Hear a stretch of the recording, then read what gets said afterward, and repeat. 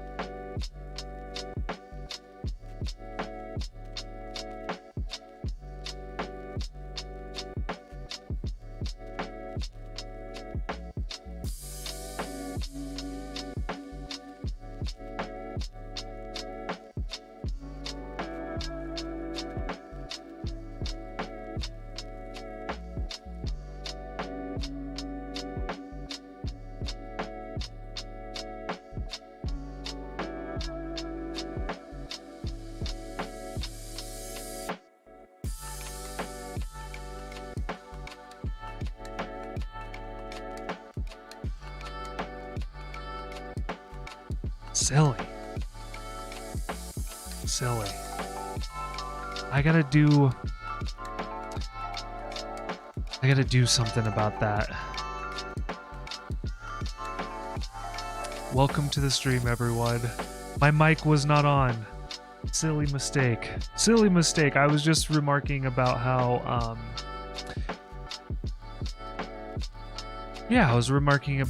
it takes a little bit of time or it felt like it took the time that I had put in for Frank to do the welcome back this stream.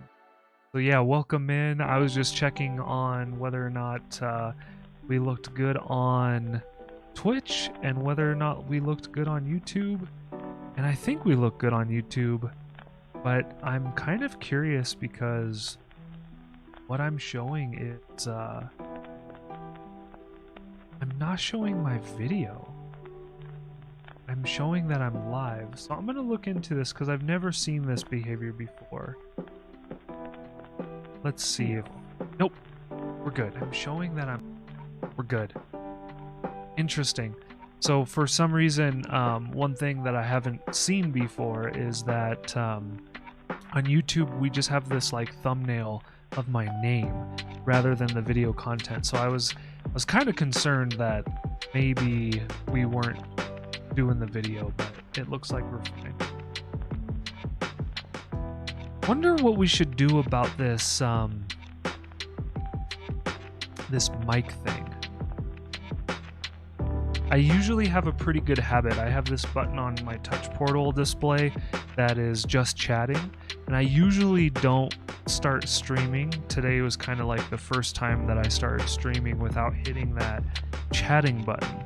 So, because when I go to outro, my outro button mutes my mic, so I don't have to so I don't have to do it, because I'm usually not really talking on the outro. And so I really felt compelled to mute mic during that time. Yeah, I gotta remember to hit the just chatting button on my touch portal. Otherwise, you can't hear me, and that's what happened at the very start of this stream. But nevertheless, hey, happy January 10th. Yeah, it's January 10th today. And yeah, welcome to the stream. So Mondays, what do we have in store for today's stream? So Mondays I've been dedicating towards playing Nioh. But before we do that, we meditate on Mondays. So we're going to be meditating for 10 minutes before getting into Nioh. We're also going to be continuing the talk about the Bushido during the Nioh playthrough. So if you're new to the Bushido or the stream, the Bushido is is basically like the knight's code, the samurai's code. And we've been talking about it throughout our Nioh playthrough because it's just so applicable, right? Like the Bushido, and looking at the historical context of how they thought about, you know, their code, or the Bushido, or it's really rich in the time of this era that we're playing a game based in. So it's like and then, you know, the meditation. I just love all the cultivation of energy and how these things relate together. So yeah, that's what we've been doing on Monday. And when we eventually finish Nioh, it'll be interesting, because it'll be interesting to like figure out what our next game, because I kind of like this intention of Monday meditations, and then also finding subject matter that is applicable to kind of, I guess, in line with meditation. I mean, it's pretty well known that a lot of martial arts, in fact, have meditation as one of its underlying focuses. And yeah, I really enjoy that. So we're gonna have to, I mean, we can just probably play Nioh 2, but you know, honestly, I was thinking about this. I don't know if Nioh 2 is, I don't know if I want to go from Nioh to Nioh 2 in, like, I feel like we can bring in another game. I'm gonna have to do some research. So if you're in chat and you know any games that really are well aligned with this intention of meditation and mindfulness, and it might be a good focus for me to explore with you all on Mondays, let me know. Yeah, let me know in chat, or if you're watching this video, you're watching the VOD, comment down below. You know, that's a really good practice, right? Like, I've been thinking about this, because in practicing that skill of asking, right? Of asking for comments, and for people to comment on videos. It's training. It's my YouTube training grounds, right? My VOD training grounds, because eventually I think they might prove to be interactive, right? Like, they may not be very interactive now, but that's not to say that the intention of what we're doing right now won't cultivate a space of interactivity, right, on the VODs. Yeah, because we're cultivating a space of interactivity while streaming, and then these videos are available, so we can cultivate an activity of interaction within the video world too. So it's interesting. I guess what I'm trying to say is that I'm trying to be mindful about not ignoring the fact that you might not be watching this live, right? And you might. And we just got a doggo in the bed, so we are going to reward. Yeah, I'm kind of feeling this need to reward the bed behavior, right? Because lately it's not been, I mean, previously in the last month, an issue to, I guess, not an issue, but rewarding the behavior on the bed. I haven't really been reinforcing, because we've lost the camera, right? But the camera's back. I'm happy to say camera is back. And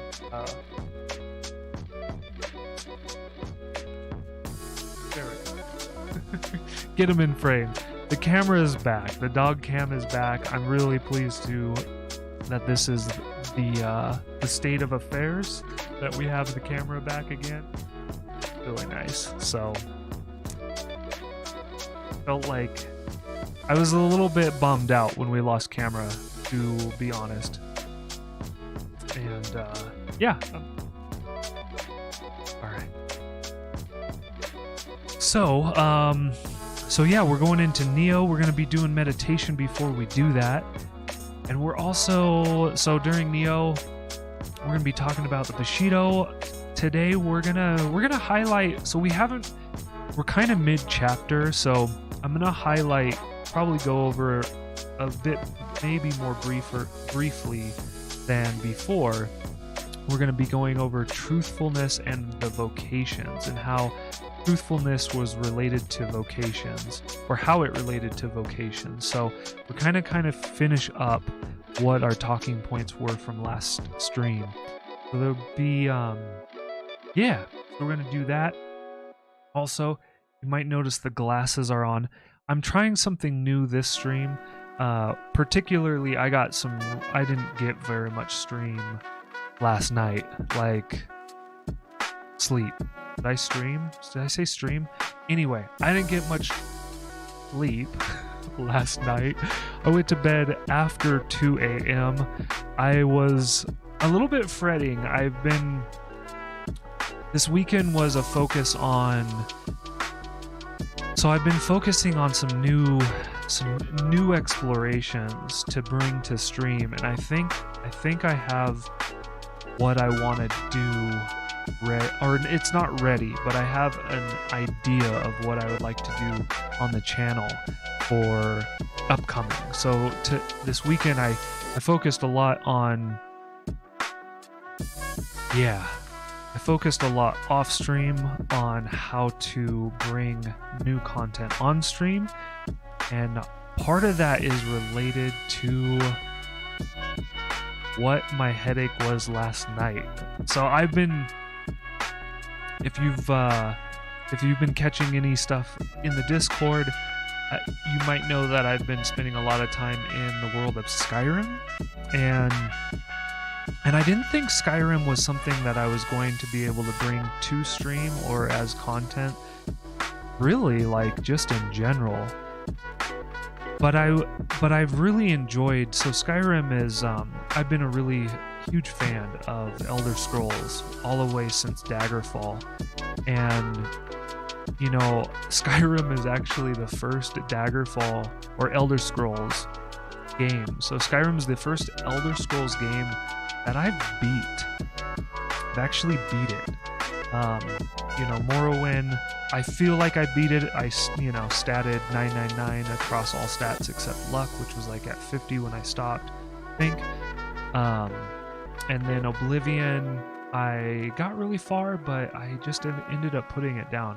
Like my interest waned quite a bit in Oblivion. So yeah, I finished Skyrim this weekend, and the reason why I never thought I was going to be able to bring it to stream is because it crashed like all the time, unexpectedly.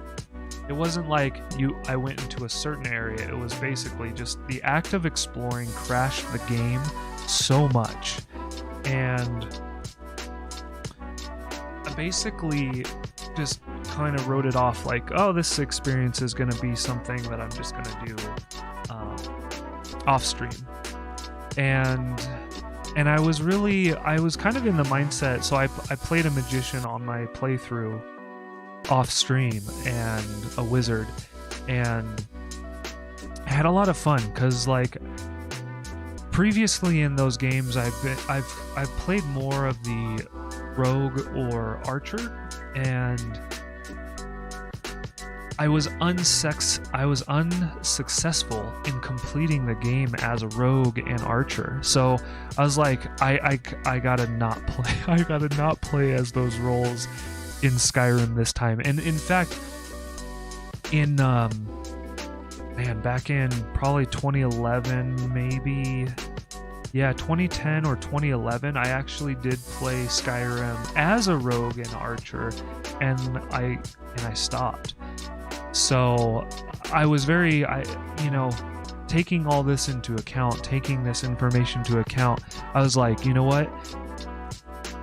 I gotta play something else other than rogue, thief, archer, thief, because I'm not progressing. I'm not finishing the game when I play those roles.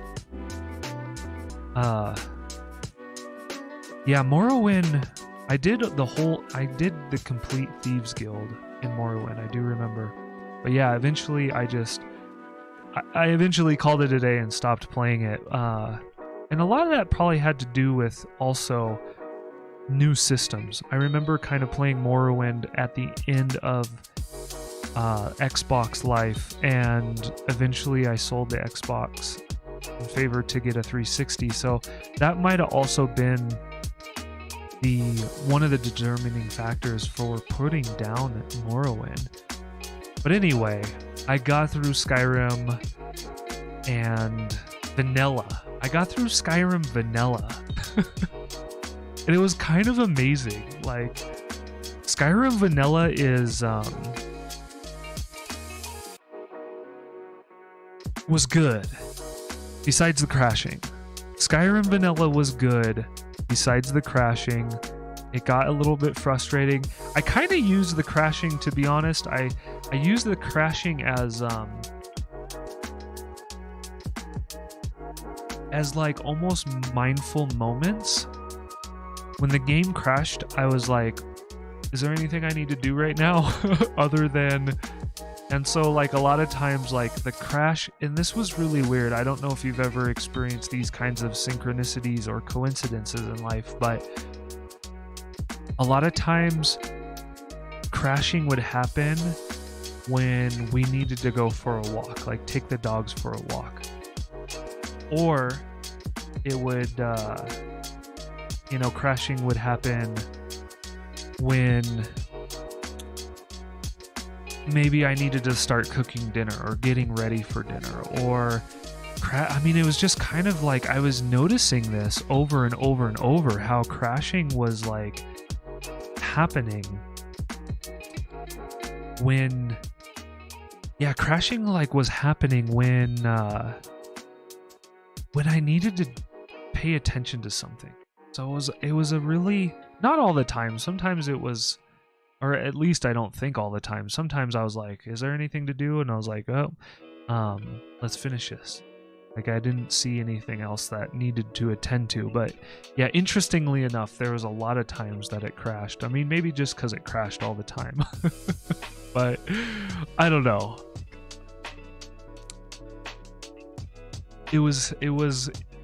They were very timely, a few of them. And it wouldn't crash like every 5 minutes, right? So it wasn't like every 5 minutes I was asking this question, but I would say in like a 2 to 4 hour session, I would say that it would probably crash like 6 times. And so it was very unstable. And even with that instability, even with that resistance, I still finished the game. And I even had more resistances of finishing Skyrim than I even realized, because I ended up playing Skyrim on... So one thing happened is I caught wind of, or I had this like idea pop into my brain. I was just finished Act 1. I was in Act 2. I was doing a bunch of side quests. I wasn't progressing main story, which is what I mean when I'm talking about Act 1 and Act 2. So I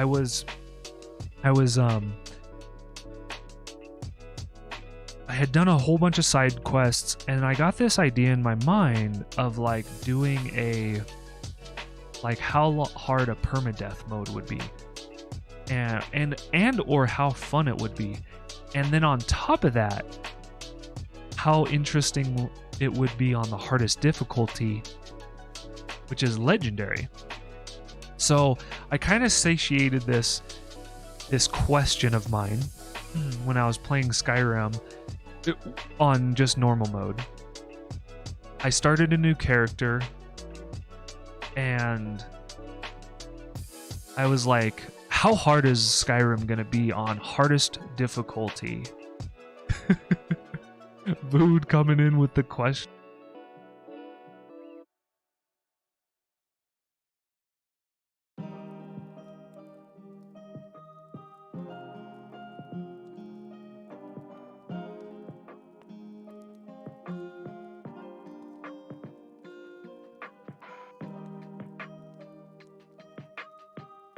Dang it. That was weird. I started typing and it turned off my mic. Very strange. Thank you for letting me know. I had mic difficulties at the start of the stream, so... And it just went off, right? Yeah, it just went off. I was looking at mic levels throughout talking. Let's get you those points. There we go. We got it. Sweet. Thanks for participating with the question of the day. I really appreciate it. And so I'll get back to Skyrim. I would love to explore this with you, Voodoo, if you want to. So the reason, so there's a lot of people that say any publicity is good publicity. Like bad publicity is actually good publicity and good publicity is good publicity, right? Because there's this feeling in a marketing sense that even like any attention, right? So this is why this question, or some things have happened in the Twitch meta or within Twitch streamers, right? Maybe you've heard about the Pokemon ban. There might have been a few other bans, but people are like, there's this copyright issue that's happening right now. And this has happened like throughout a lot of top streamers' careers, that they get banned from the platform, but the bans aren't like permanent bans, right? So the bans are like temporary bans, like you can't stream for a week, you can't stream for a month. And there's this like general feeling in the marketing world that, you know, a ban is almost a good thing, right? Like actions which I want. So this brings about this question about, like, if bans are a good thing, what are you promoting, right? Like in a marketing sense, streamers come back even better than before because everybody's talked about them. Oh my god, we're talking about them right now, right? Like such and such streamer just got banned, can you believe it, right? And so it brings up this it brings up all this commentary and all this energy and focus into the streamer. And so yeah, what do you think about that? Yeah, what do you think about that? But yeah, back to Skyrim. So I was talking about how I was side questing, and then I was like, I wanted to answer this question about doing legendary mode and permadeath, legendary permadeath mode in Skyrim, and exploring maybe bringing this to the stream, to the content, right? And how would I navigate that? And so I played this new character, and I decided to play like a I didn't want to play magic because I wanted to have somebody that was really heavy hitting that could take a lot of damage. So I ended up kind of like more going towards a classical warrior build ish with magic resistance. So like a warrior needs to be then careful about magic, right? So I was doing like the plan was warrior but with magic resistance. And so I started playing that. I died a bunch in the very beginning, just kind of learning how to navigate the space. But anyway, I got out of the beginning area, the prologue of Skyrim, in legendary mode, and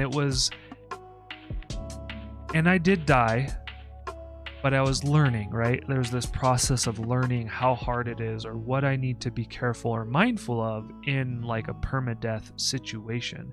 And I have played a few games on permadeath situation, like No Man's Sky. In fact, I think No Man's Sky, the beginning of the game is easier on permadeath than it is on just the very hard difficulty, because something bad happens. So when you die, you start at significant disadvantage in No Man's Sky. And so actually starting from scratch is better, in my opinion, or in my experience. It was starting on hard and continuing the game on hard took longer to get going than permadeath. Like even dying a couple times on permadeath, on No Man's Sky, I actually got through the start faster than on hard, because what happens when you restart is you lose a lot of your stuff, and then it's like you start the game at a disadvantage. But anyway, so I'm in Legendary Skyrim, playing it a bunch, and you know what ends up happening is I save the game, I get to kind of the first starting area. I'm like, all right, I could start. This is kind of where I would start the adventure in my mind. Like if I was gonna bring a permadeath to stream, I would probably not do the prologue part of it. I would just start like in the first village. And so I saved it, I closed out of it, and the next day I started up my wizard in Skyrim to finish my playthrough. And I just said, you know what, I need to focus, I need to progress, I need to focus on the main mission, I need to like make things happen and get through it. And I did. I got through it, and it was really hard. And I was like, man, where I stopped in my wizard playthrough is really challenging. This next mission is super difficult. I ended up having to just run through and like kind of just beeline it to the mission because I was dying all the time. And you know what? I didn't realize until the very last mission of the entire story game, where I was like, you know what, I'm gonna reduce the difficulty because I'm at the last mission and I don't see a way forward. It's too hard, my character's too soft. The only way forward is maybe to reload a save and farm levels. And I had some resistance to that. I was like, you know what, if I have to like reload save and farm levels and grind, I don't know if I'll finish the game. So I was like, you know, you can quick change the difficulty in the game without any consequence, right? Without any consequence. I don't even think there's achievements that are difficulty limited or whatnot. So anyway, I'm like, rather than grinding levels, let's just reduce the difficulty. We'll finish the game. We'll understand the full story. We'll have experienced it, which I had heard is a great experience. So I go to the difficulty setting, and lo and behold, I'm still on Legendary. And I was like, what? What is going on? What is going on? I am still playing Skyrim on Legendary? I played the last 2 acts. There's 3 acts of the main quest of Skyrim. And I played unbeknownst to me, unknowingly, not on purpose, because difficulty is not save or character specific, it's a global setting.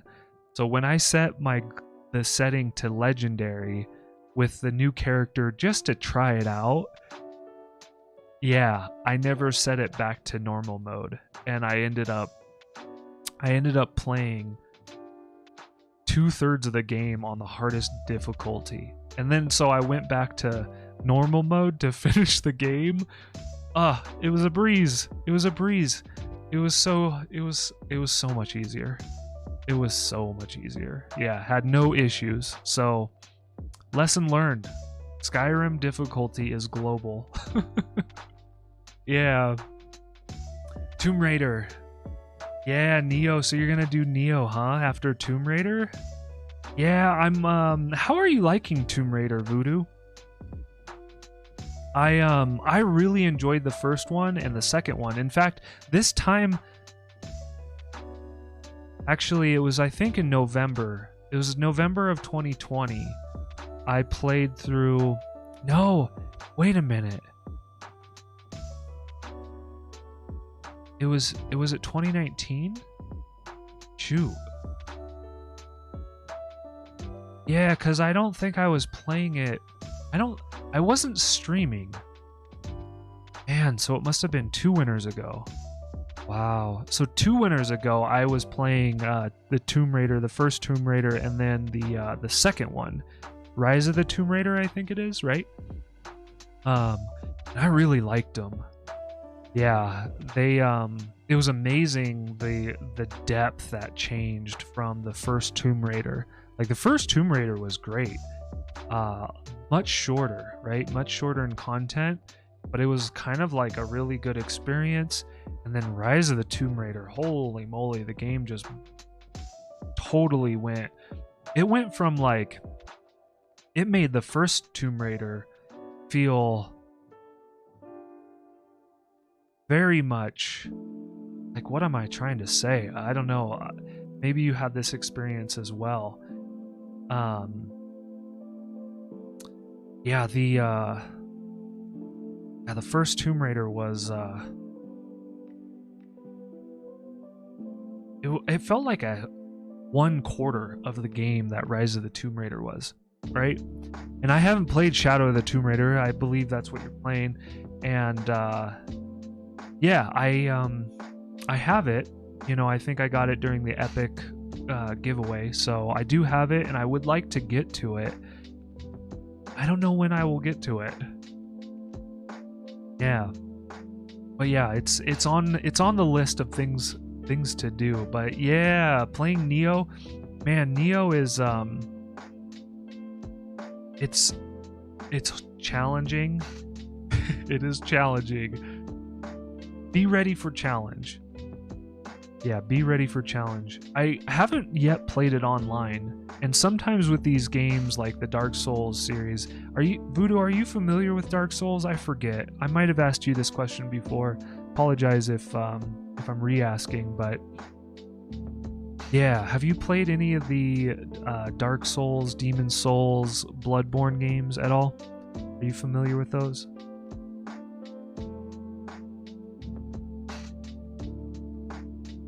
Yeah, it's yeah,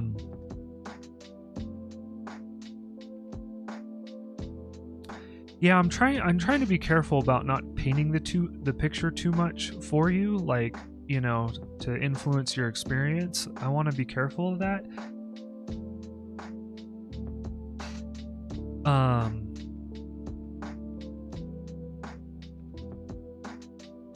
Yeah, I just want to so it's like, what do I say, right?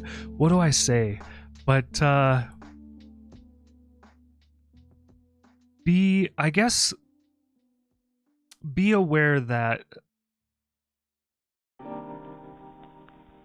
I think there's some truth in that.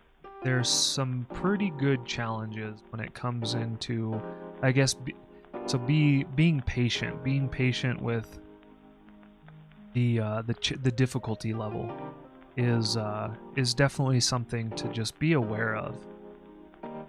I know that we struggled a lot. I struggled a lot on one of the boss fights in this Nioh game. Yeah, we ended up getting through it, but it was definitely a challenge. But yeah, happy Monday. I hope you're doing well, Voodoo. And I think before we get too much further, I think focusing on the meditation. I think that would be a really good thing to transition to right now. So that's what we're gonna do. We're gonna transition to meditation, and then we'll transition to Nioh. So yeah, the Voodoo, do you have a PlayStation? Wait a minute. The reason I'm asking, do you have a PlayStation 4 or 5? The reason I'm asking is because of Bloodborne. Is Bloodborne is as far as like the Dark Souls genre Bloodborne series games, I guess Bloodborne is known because you never played it. Yeah, no, I get you. So Bloodborne is just kind of known. I don't know. I've heard that maybe Bloodborne's coming to PC, and or shoot, maybe it might be out on PC. But as far as like the difficulty spikes in at least the Dark Souls Bloodborne series, the Bloodborne is, I guess, one of the easier of the genre. So if that's helpful to you, if that's helpful. All right, we're gonna take off the glasses for meditation. So you might have noticed the glasses are on today. Why are the glasses on today?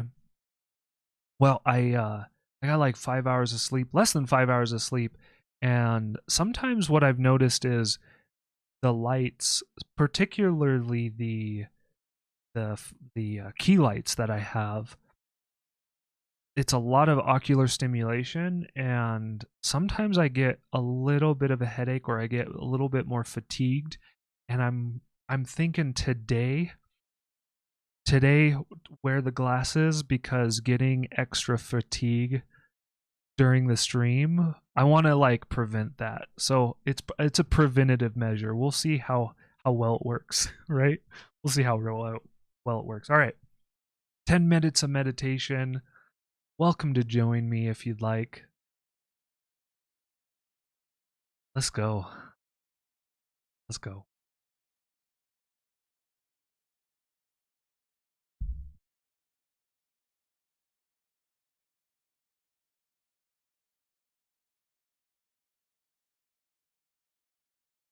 If you're joining me, if you'd like to join me,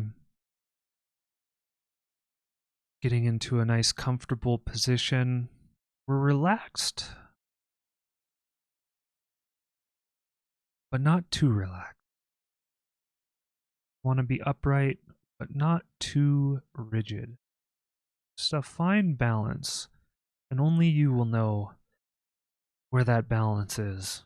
Find that nice posture.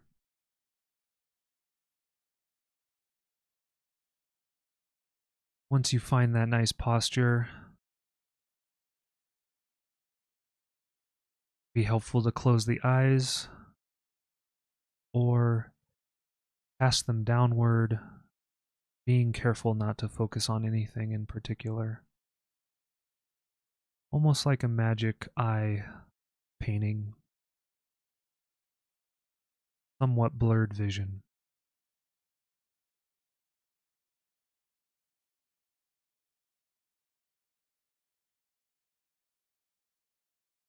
During this time where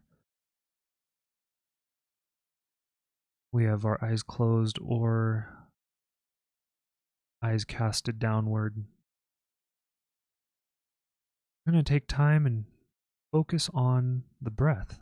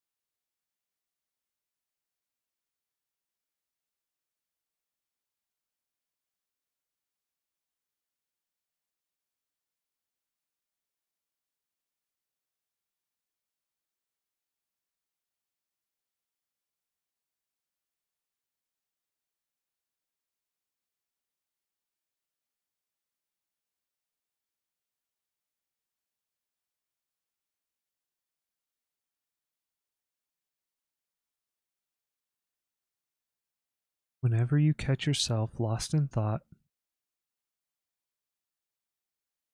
gently remind yourself, come back to the present moment.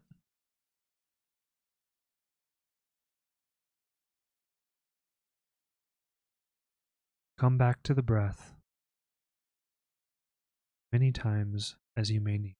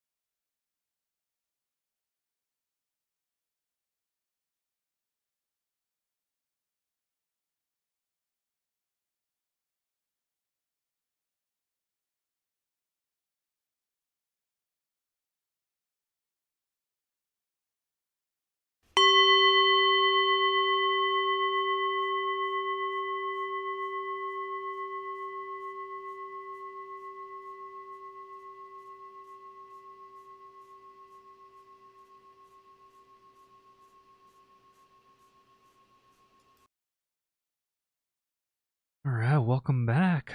Welcome back.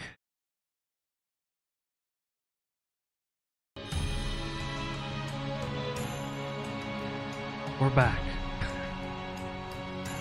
Emote only. Emote mode only. Emote only mode off. And that's a tongue twister. That is really quite the tongue twister.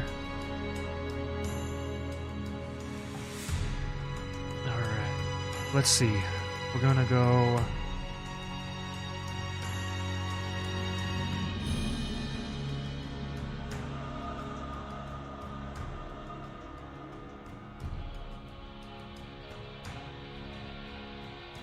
gonna go right there. I've been noticing that. I've been noticing. I've been playing with decibel levels, and I'm trying to get it to a place that I'm really, really liking. I've heard, so one thing that's, how does this relate? So I'm just occasionally I'm looking at the decibels that I'm showing on the computer, and I'm trying to keep the game volume around 20. Yeah, I don't know what everybody else uses. Hey, if you want to let me know what kind of decibel you use for your streams and that you find is good, let me know. But yeah, I find, so I've heard, and I've been editing my videos. Nice, Voodoo. Yeah, 20 and 20. Yeah, that's what I'm trying to do too. What I'm noticing, and maybe I just need to, I'm noticing on my mic that I hover around like 10 to 15. Like when I first start speaking, I kind of jump up into the 10 range. Sometimes I hit maybe 9 or 8. And it's good to have range in the mic, right? Like it's good to have that like explosiveness so that you can get loud. But yeah, this is what I've been trying to do. I've been trying to keep mic around 10, and I've been trying to keep game music around 20. But what I've been noticing with this dynamic mic, at least, maybe with a condenser mic it would be different, but what I notice what's happening with my mic is that and maybe I just need to look at my settings, but I notice that I like hit 10, and then as I keep continuing to talk, I kind of like sink back down to 15. So maybe what's happening is I'm having some compression that is squashing the mic volume down, because I don't feel like I'm changing the cadence of my I don't feel like I changed the cadence of my mic or my voice like through just talking right now. Like I don't feel like I'm getting really loud and really soft. I feel like I'm having kind of the same booming presence. But as I'll watch the mic meter, like, you ever watch the mic meter? Hey, Ratio. Hey, thanks for the comment. You like your music is 30 and game is around 20. Yeah, I hear you. I see. Like if you're having game over the audio. Nice. Hey, Maxwell, happy Monday. Yeah, happy Monday, everybody. How's everybody doing? Just to mention as well, we got a dog in the corner. Whoops, this quarter, mic cam's working, but no, what I wanted to mention was the question of the day. So we got the question of the day up top. If you're new to the stream, if you'd like to participate, I'd love to hear your comments about the question of the day. And it relates to a lot of the theme. Like, I feel like this question actually relates into the Bushido talking points that we have for today. So we're continuing our truthfulness exploration and getting into vocations. And this is kind of the interesting thing about this question is I feel like it has some connections to the whole Bushido about vocations. So yeah, we'll be getting into that shortly. Yeah, you were watching it in your peripheral vision, Voodoo.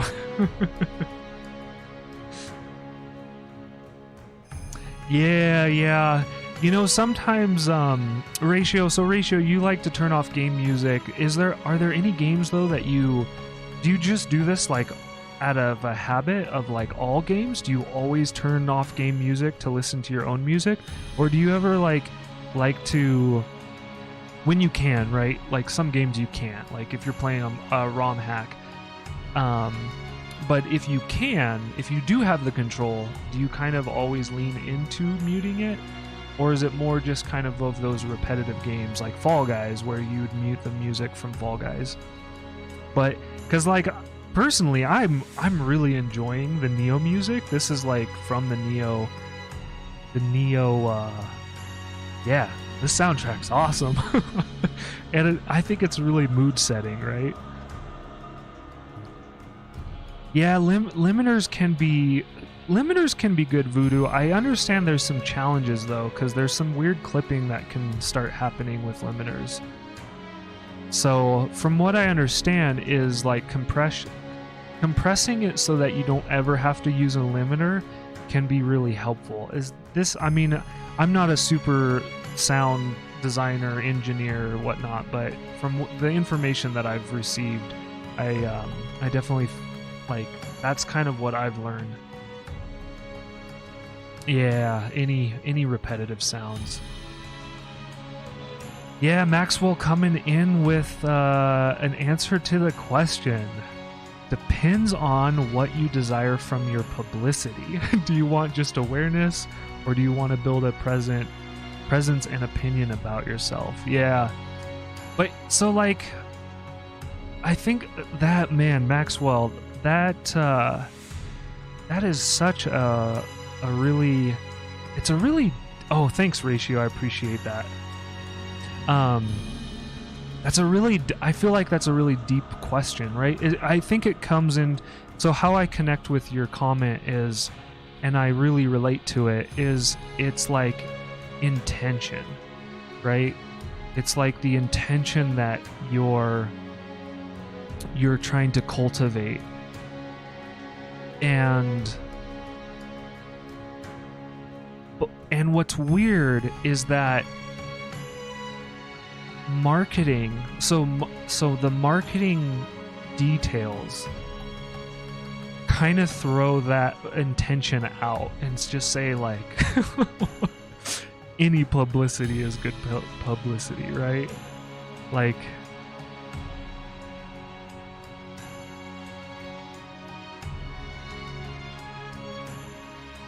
yeah, so like, I get you, Voodoo.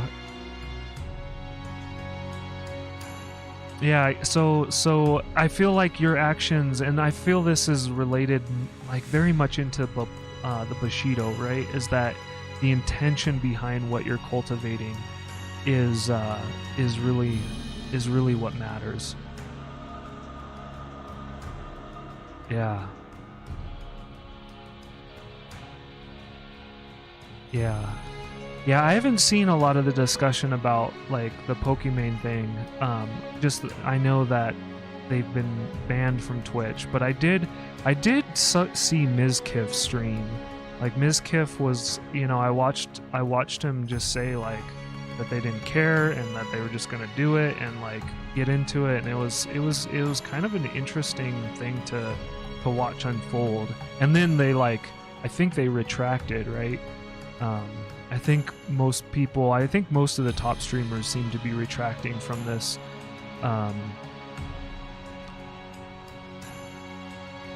stance. Yeah.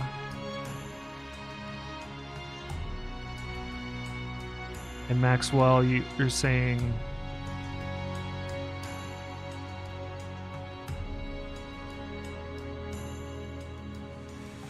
yeah, so the popularity, so like getting big, doing things that you maybe shouldn't, just so you can get awareness around yourself. I don't know, that's I struggle with that a lot. I really struggle with questionable intention, I suppose.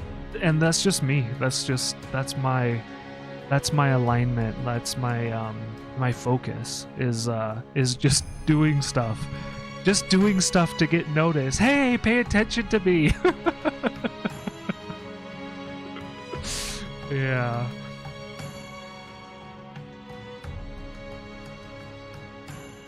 Yeah, I'm reading Maxwell. Just because anyone can say stuff about you and will have opinions, and then you just let that drive interest in yourself, and then you can prove to people what you're actually about once they are listening and watching. Yeah. So it's like all hooking attention, right, Maxwell? Like, I feel like, you know, being mindful about how we hook each other's attention. And I don't know, I still raise a lot of questions in myself about acts that I might do to hook your attention. Like, you know, it's like this subtle manipulation. And that's one thing that I want to be really, really careful about this. I want to be really like I like to be really careful with the words that I say and I use, because I feel like they can be very impactful. And not that I'm, you know, I mess up. I use words that maybe I shouldn't to time and time again. Like, it happens, right? Like, we err. It happens. But I still like to cultivate a focus of awareness with the words that I use. And one thing that has challenged me over time is, you know, I've been really, I'm just gonna, so I don't know if there's any room for the first comment link post. I think I'm just gonna block. Yeah, just gonna block it. But anyway, so one thing that I find challenging is to, like, oh man, when you see somebody, so like when I see a fellow streamer or I see something, so I see something happening and it's like, you know, trusting your intuition of what's happening, right? Because we see things happen in front of us, and I think it can be good to trust the intuition of like what your body's telling you, or what your intuition is telling you. And why am I saying this? Is because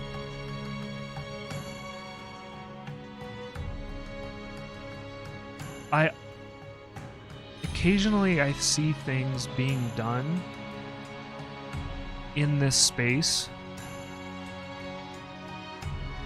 that feels manipulative. Not that it is, but that's my relation to it. And so, like, that's one thing I have to work on just as a human being, right? Is like coloring that lens as manipulation,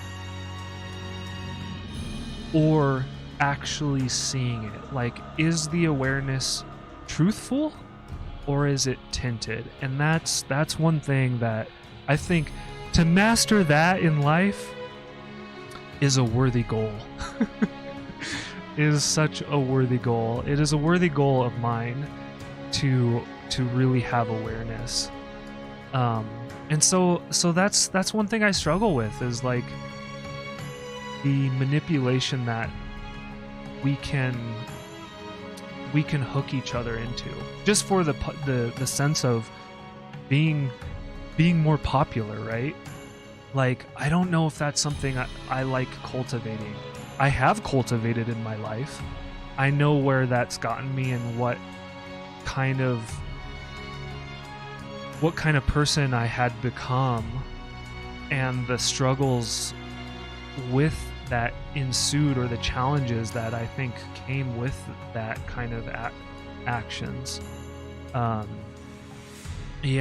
So now, like, now when I want to, anyway, I like to be really careful about my actions and the hooking people in their attention just because it's clever. Just because it's clever, and will get you popular. I don't know if that's a reason to do an action. right? I question that. I question that huge.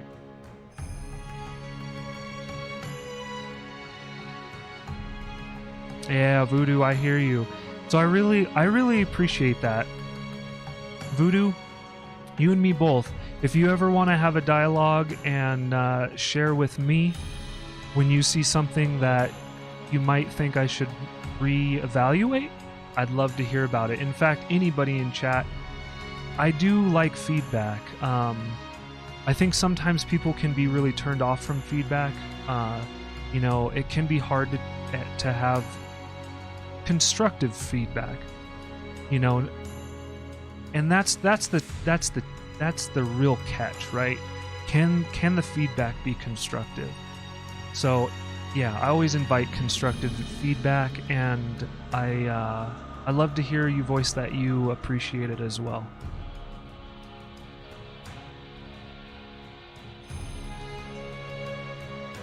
What do you want to share more about your experience about the what do you mean by shouted out? Shouted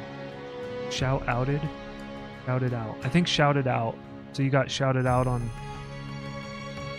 Huh. So I'm guessing that is a correction. I don't know if I'm reading this right, but I'm kind of taking that. I'm reading into it. So if you want to provide more clarification, I'd love to hear.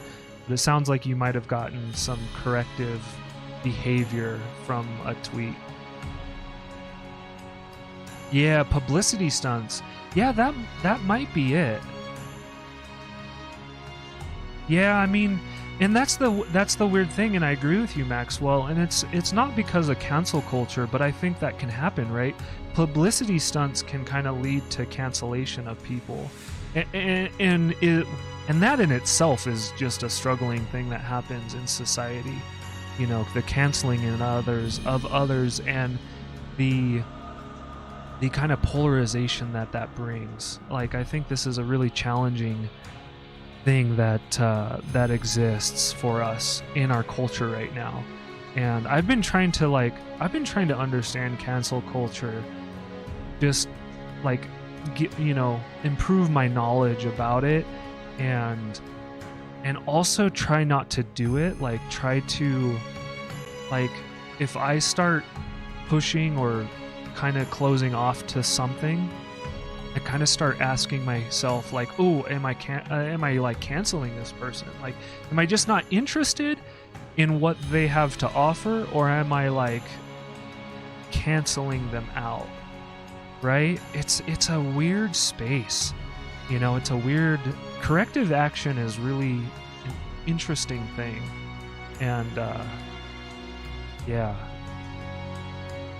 it can be really challenging. Also, not to get hooked by. At least for me, I found correcting people often closes the door, right? So this is like a really interesting thing that I've been starting to like understand a little bit more of, is that the correction mentality can really push people away, rather than, and then like instead of it doesn't foster inclusivity, it fosters exclusivity, right? Yeah. What would a healthy healthy popularity look like?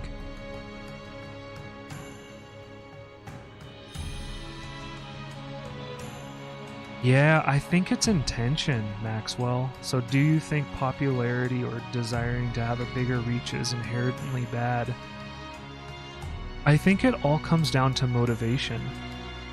I think all of our actions, and this is one thing that I've been just really trying to understand over the last probably 5 years, is the intentions behind the action. So, because like what do you think popularity or desiring to have a bigger reach is inherently bad?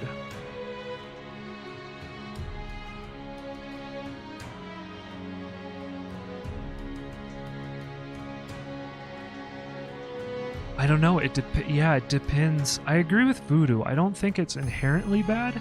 I think it then asks you a more like, then the question becomes a moral and ethical question of like, what are you willing to do to be popular? Are you willing to stream something, a movie, right, to be popular? Is that bad? I mean, we can get into this really like, and this is the weird thing too about good and bad, right? It's like, it's judgment based, and it's all, a lot of times our judgments are influenced by current culture thought, right? Because like in 1,000 years, the things that we think are bad right now may no longer be bad, and the things that we think are good right now may no longer be good. Like, we adapt and we change the things that how we feel about stuff, right? It's just it's an evolution of mind and thought. And I think things that it's really interesting. It's one thing that I thought was really interesting that kind of relates is I had learned there's some cultures in history that have thought, like, for instance, how much of the body that you show, right? There's some cultures that believe that showing parts of the body like above ankle was considered not good behavior, right? And like, I don't think we would say that our society now feels that it's a bad thing to show, like, for someone to show their legs, like, right?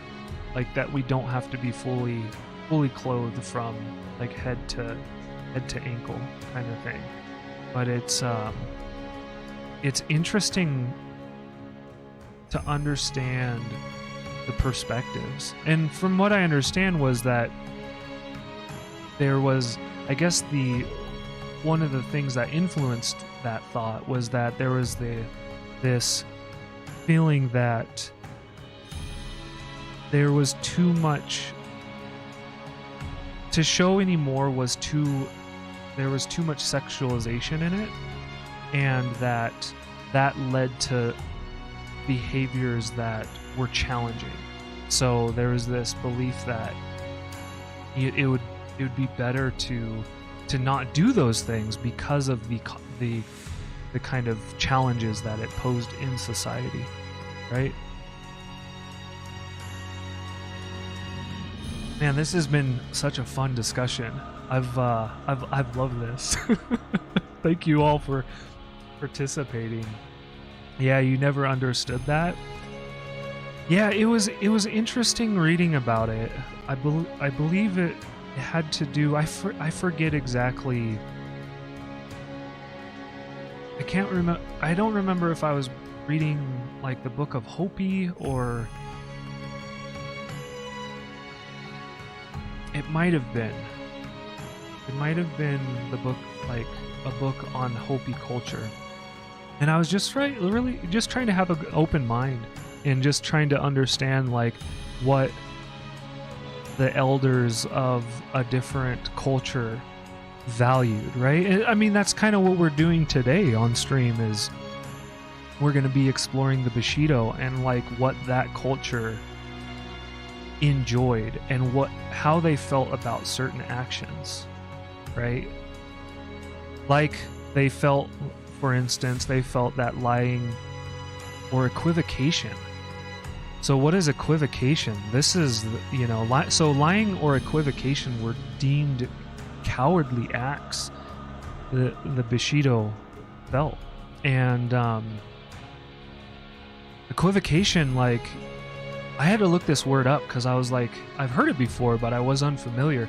And so equivocation, what means is like, it's not it's not lying, but it's like skirting the truth, like purposely talking around it so that you're not saying the truth, or so you're avoiding saying the truth. Yeah. I mean,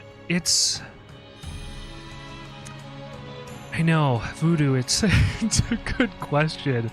It's a good question. Like, I don't know, it's a I can see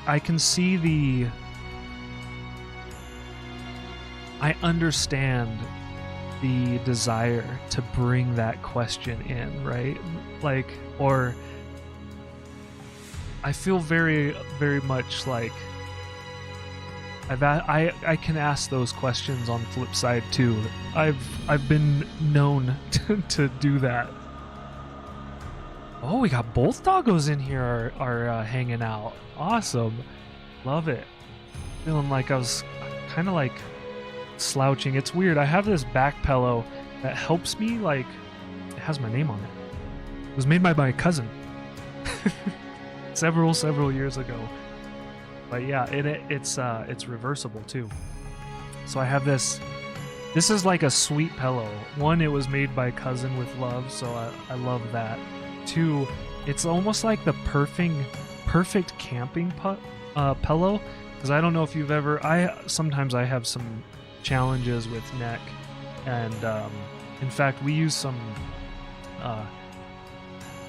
millet husk pillows to hey, thanks for lurking, Maxwell, I appreciate it. We use some millet pillows just because I've woken up with really bad neck pain after using Egyptian cotton, and oh man, it's the heavy pillows really help, but this helps just get under the cradle of the neck. Like, it really only works well, I guess, if you can sleep on your back. But if you can sleep on your back, just having that neck support, which is really interesting too, because like back in the time, I don't think this is a current practice, but as I understand, especially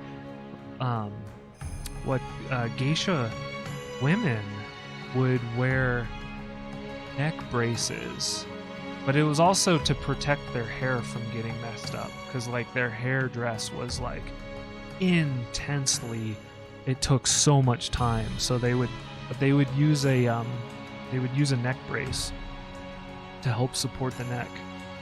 But yeah, it's yeah, we should probably get into Bushido, but or to Nioh a lot. But man, I've been really enjoying the conversation. In fact, talking about conversation and things upcoming, we should talk about, we're going to be doing we have all our items for our cosplay. I gotta set the date. I'm leaning towards weekend. I'm thinking this weekend, but I think actually what we're going to do is we're going to do it in 2 weekends. That's the plan. Plus, it allows me to get things more ready for it. Like, I got a lot of work to do when it comes to the setup of what I want to do. So we're gonna do it. I'm just gonna say it now. We're gonna do it in 2 weekends. We're gonna do the cosplay. It gives me a bunch of time to focus on it, and yeah, we're gonna do it. 2 weekends. 2 weekends we're doing the cosplay. We have all the items for the cosplay. All 3 items came in. It's awesome.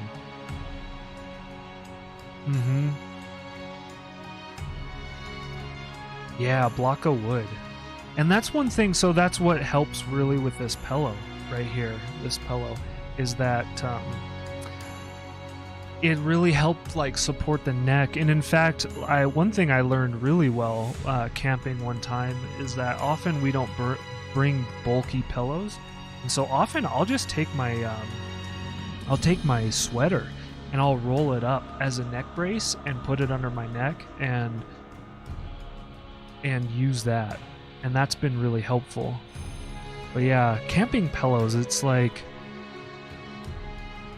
man, Now we bring some. We do. Yeah, I need to put these back on. Starting to feel that fatigue. Yeah, it's man, that's such a good question. What does healthy popularity look like?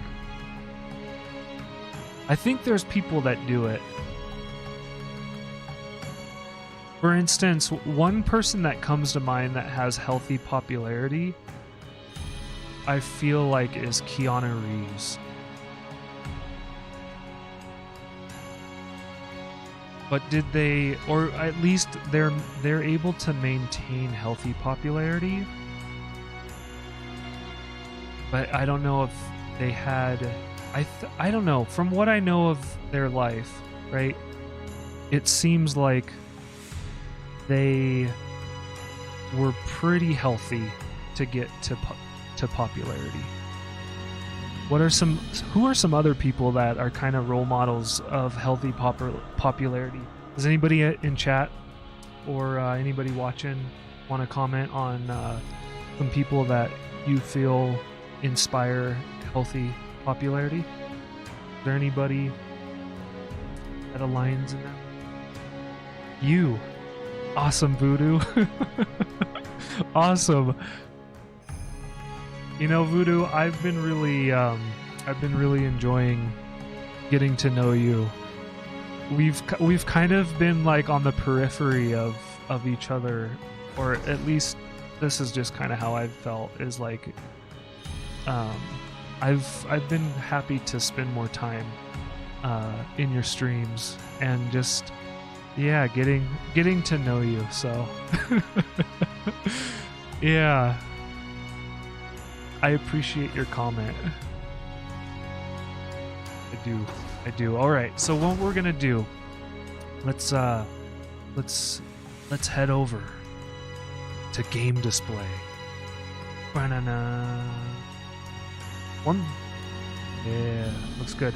So one thing we did, I think what we did last stream, if I remember right, is so it's all about every stream, I think. From what I've felt in this game is kind of like getting one of the main missions done. But as practice, I'm gonna do the non-main mission. I'm gonna do the submission of level 2. So, Sir Ajin, I have a rather embarrassing request. The famed sword of Heshikiri Hasabe, treasure of the Kuroda clan, has gone missing. I recall feeling a fumbling at my waist while I was grappling with that demonic harlot in the cave, but she didn't have it. It must have been some other demon. I beg of you, please find the sword and return it to me. No, Voodoo, I don't... You know, I find there to be truth. I find there to be truth in that statement. I think what you're cultivating, and this is I mean, I really mean this. I think what you're cultivating in your intention is beautiful. Like, I really do. And so I find that there to be truth in that. Yeah. Oh yeah, I don't know how it relates to popularity, but I think it I see that. So you're bringing in like the popularity. Yeah, I think it's one of those sayings. I guess the way I'm like really processing that question that Maxwell raised was that, like, I think popularity that is led from those types of intentions is healthy popularity. Did I? Yeah. So I would say the popularity that you cultivate from your actions and what I've seen of your actions is healthy popularity.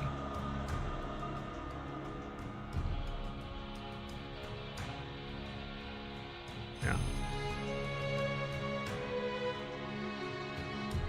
Yeah, it's yeah, no, I get you. It's not your intention to be popular. Yeah, right. It's not your intention to be popular. I can understand that.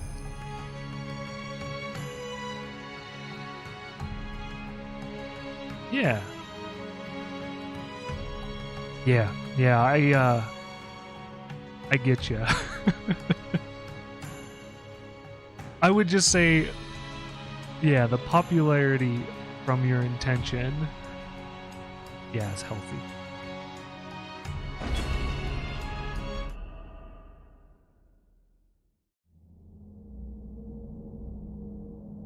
Oh, just had like a little bit of a light flicker. I was kind of curious what was going on, but everything and the screen went black, so I was like, whoa. In north of Kyushu, beneath the mountains of Nakatsu, lies a complex warren of limestone caves created by eons of erosion. Bold rogues make their home in its shallow levels, but they fear to tread in its deepest depths. And we're an hour and a half in, and we're beginning this game. So I'm gonna, we'll see how far we can get. I'm gonna try to do. So I'm feeling this need to like really dive into the talking points, but I'm still going to take my time. I'm not going to rush it, but I'm going to try to be mindful about bringing those talking points in and into this space. Oh, is it? Yeah, I don't know much about the legendary swords of Japan. It's not information that I've spent much time learning about. So one thing I just have to do is I just have to like do a little quick.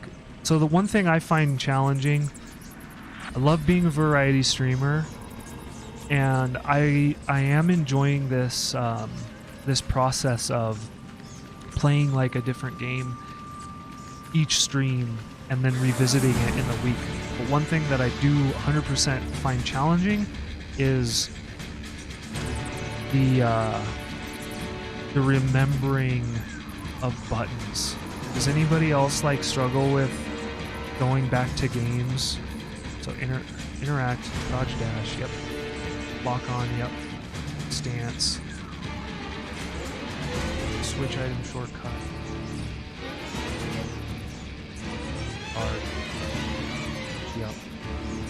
Looks good.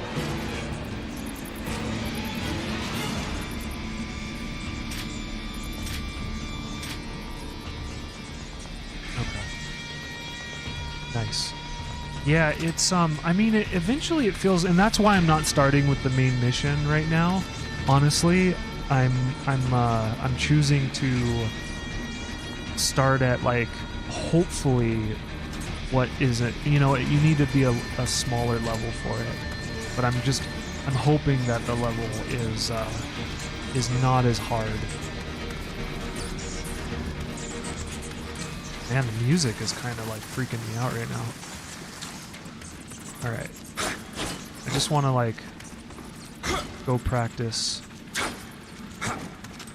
on some easy enemies. I'm like avoiding new enemies because I wanna see enemies that I'm familiar with playing against. Especially with this music. Jeez. Alright, here we go.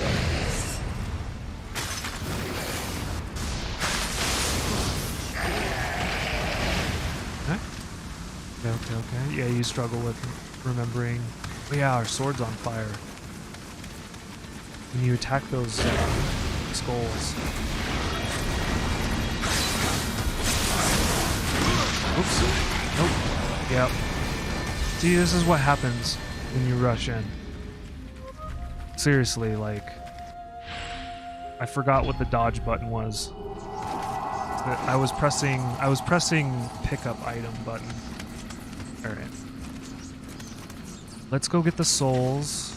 I'm gonna rush in and get the souls.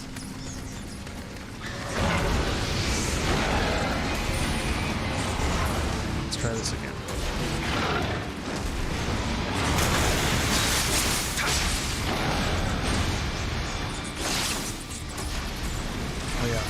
there's the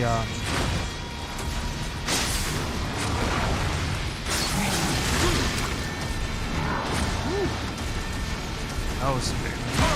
Oh no. Look at that. Ridiculous.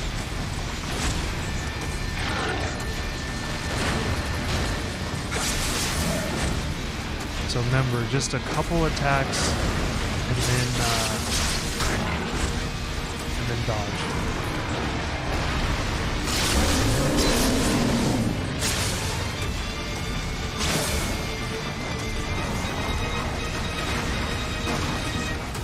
Man, this sounds like a boss fight.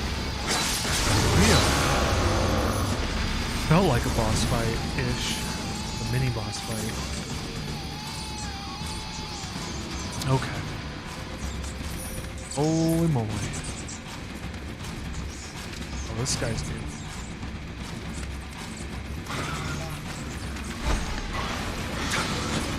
What?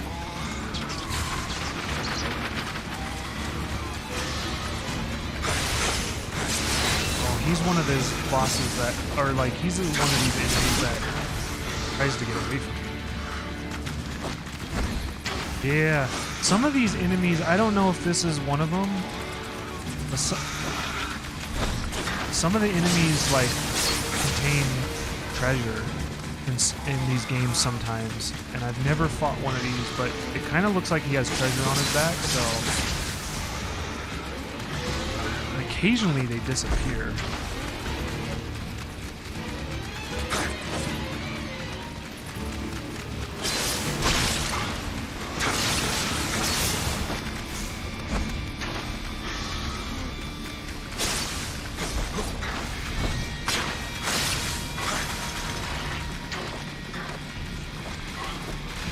Definitely running away.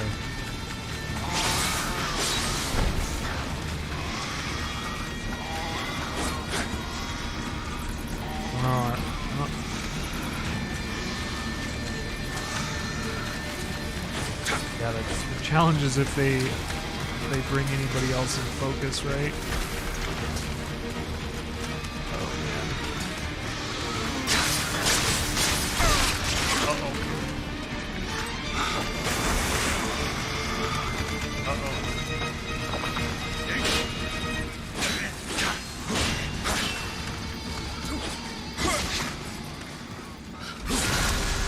They might have, whoa, I thought, okay, so they don't disappear, to my knowledge. It doesn't look like they just run away.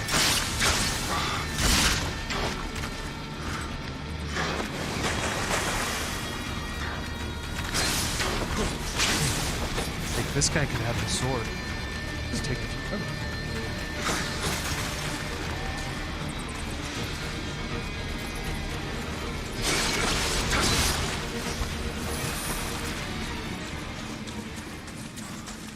Go.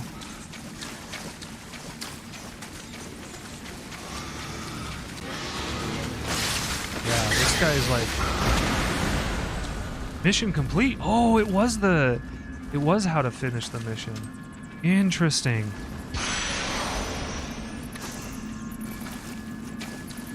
Kind of felt like that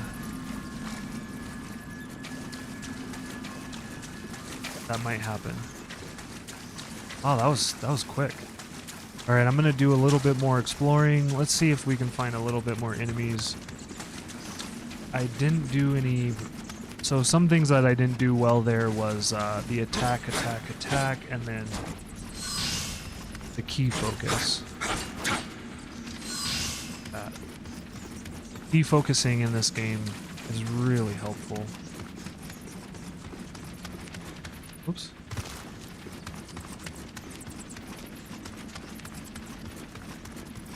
There's an enemy. So yeah, part of the Bushido, I think this is really, like, this is such a really interesting thing, and I wonder how much it reflects in society today, is, so Samurai's word carried so much weight that all they had to do is promise something, and that was enough. Like, to promise something was like you knew it was gonna happen, or at least they would do their darndest to make it happen, right?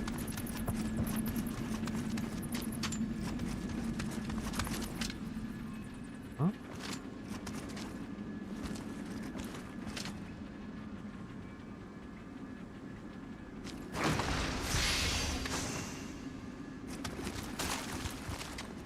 Oh, I'm not gonna attack that guy. Yeah, like, right, Voodoo? Like, how... I wonder about that. I wonder about how... I mean, I feel some people... in everybody's...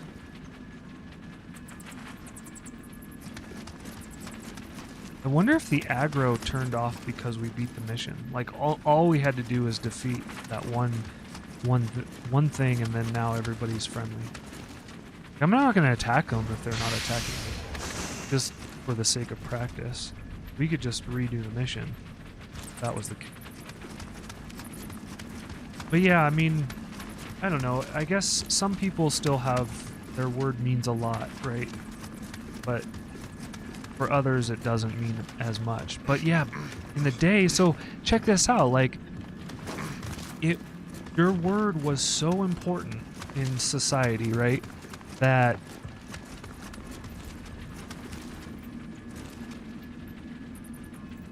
where is this?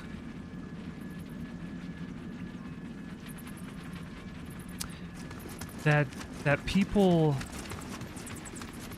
and that people didn't lie, right? So lying, one, was really frowned upon, and therefore this goes with your word, right? So like your word was truth, and you then could be held to your word because it was truth. And if you didn't, then people could publicly shame you, and that was deemed appropriate. Like, I don't know if that's a good thing or not. You know, shame can be a very challenging thing in people's lives. However, the fear, like, there is such fear of being shamed in public, therefore your word had to mean something, because public shame was like the worst. You know, it was like, yeah.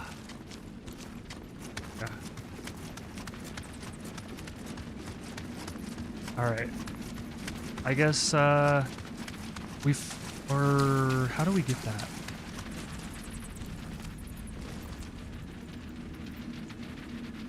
Was it cutting the top knot of a samurai's hair was shameful?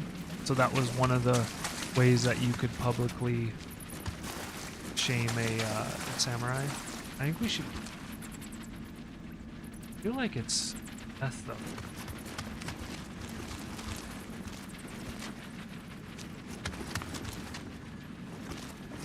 Right? Like, I think that fall from that item would cause us to die. That's why we didn't do it before. Yeah, I'm gonna skip it.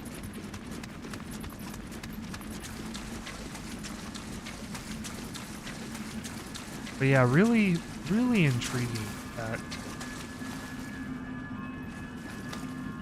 like, promissory notes were like considered just super legit, because people wouldn't... Yeah, you would lose reputation, you'd lose honor if otherwise. It's amazing.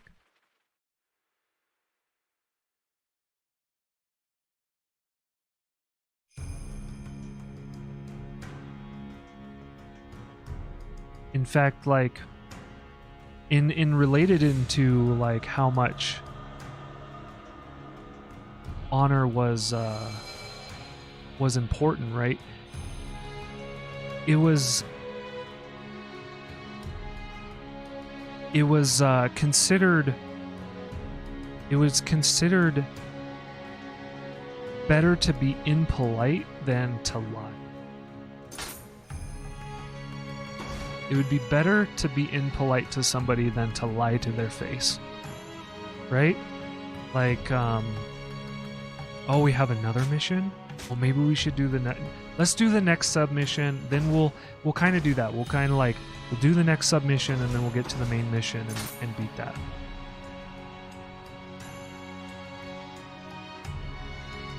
As social status symbols? Oh, okay, I gotcha.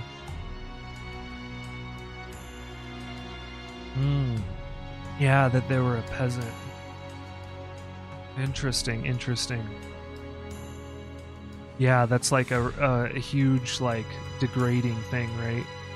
Which kind of leads me into the next talking point, thanks Voodoo, is that, like, the vocations back then, for the samurai, when it concerned the Bushido and the samurai, was that the samurai was the knight, right? And then the next vocation that, if they were going to do work that wasn't knightly, was to be a farmer or to work the soil. So working the soil was the next step of respect in a vocation. And I think that's really interesting. So, like, yeah. Farmer or priesthood. Yeah, so it goes knight or samurai, farmer or somebody that's working the soil, mechanic, and then merchant. And then I guess below that would be peasant, I guess. Hey, what's going on, Bogart Gaming? How you doing? New Year's was fantastic. How are you today? Happy Monday. And Happy New Year's. What's happening? We're talking about the Bushido and samurai life back then while we're playing Nioh. So welcome in. I hope you're enjoying the day. All right, let me read this so we can I can start. Let me read through this. Sir Anjin, could I ask you to search for the sword Heshikuri Hasabe? Can we just do this? Oh, wait. Oh no, this is a little bit different. I've entrusted it to the oaf Nagamasa, but he just came to me wailing that he'd lost it again. I believe you already found it for him once. The fool probably dropped it in the cave during the fight with the yokai. I would ask you to come to the clan's aid and retrieve the sword once more. Rumor has it that around the time the sword was lost, dead warriors began to roam the cave. Be on your guard. Alright, let's do it. You're doing pretty good? Yeah, well, thanks for coming in and saying hello. I do appreciate it. If you want to participate in the question of the day, I always do a question a day in the streams. Love to hear from you if you'd like. But yeah, what are you heating up? If you want to share. You certainly don't have to. Alright. We got a shrine in this one. Last one we didn't have a shrine. Interesting. So one thing, Vood, if or anybody that's planning on playing, got this guy. Anybody that's planning to play.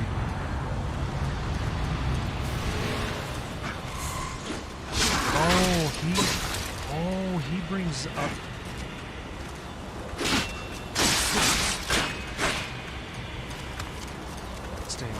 He brings to life these guys. We're learning stuff right now.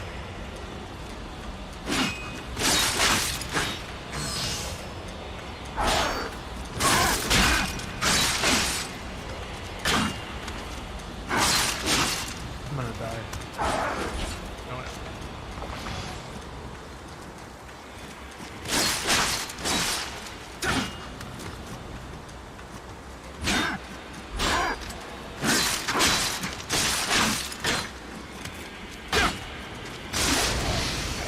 That was close. That was so close. Alright, so Strummer dude, pizza rolls, nice. Do I have a multi... What do you mean by multi-language?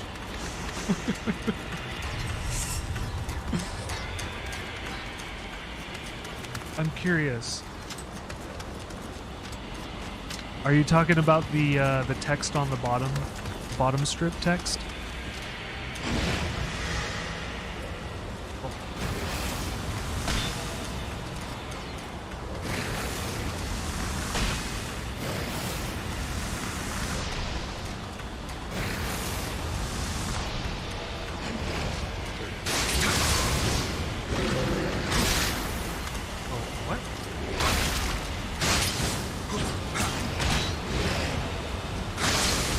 This guy, okay, we just need to take care of him. Yeah, okay, so he's like a summoner dude. We're learning some things. This is the first time we ever saw that guy, that enemy. I think this heals us. And we get some benefits. Oh, and we only get to use it once. It's a one-time item. Okay. Interesting. I didn't realize that. I would have totally waited.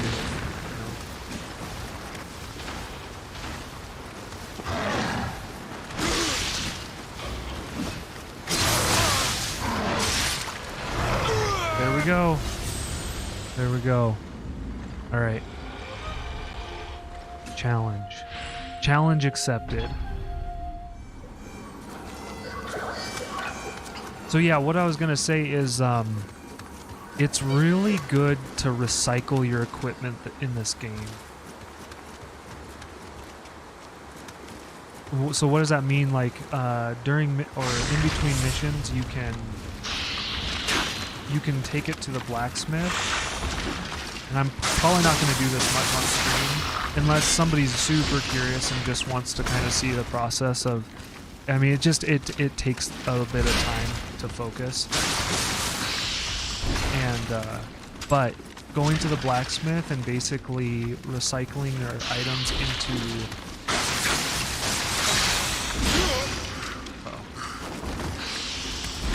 you gain items that you can then use to build equipment, and apparently not a lot of people know this in this game, which also makes it kind of hard.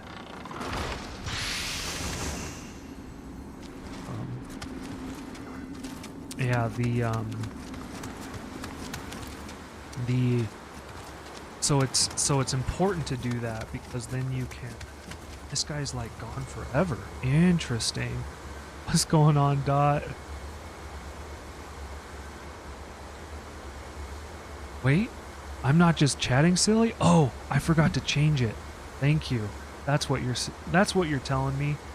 Yeah, we were chatting for a good time. But we are chatting still. Thanks for the heads up. You got me. Appreciate it, Dot. How are you? Happy Monday? Happy New Year? Oh yeah. You. That's funny. Get him. All right, let's get our stuff back. Let's do this different though, right? How do we change weapon? Forget it.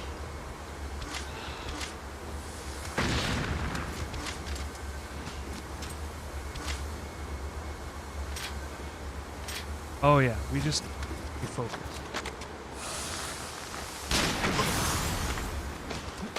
We'll get this. Hey. Guys,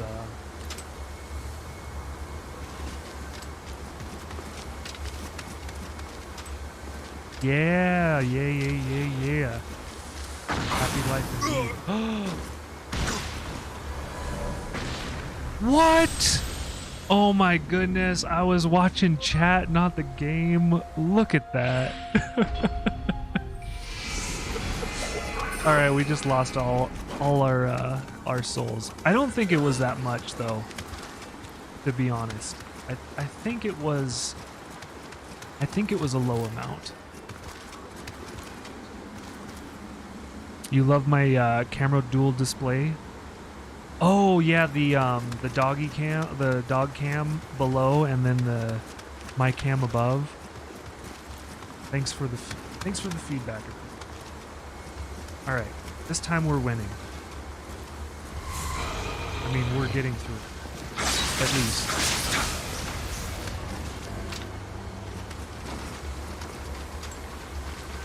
All right, low attacks to prevent that. Being near a cliff is really stressful.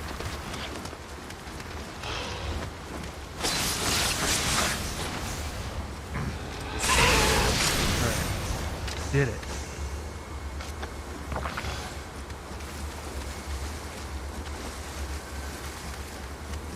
Alright, here we go. Here we take this guy.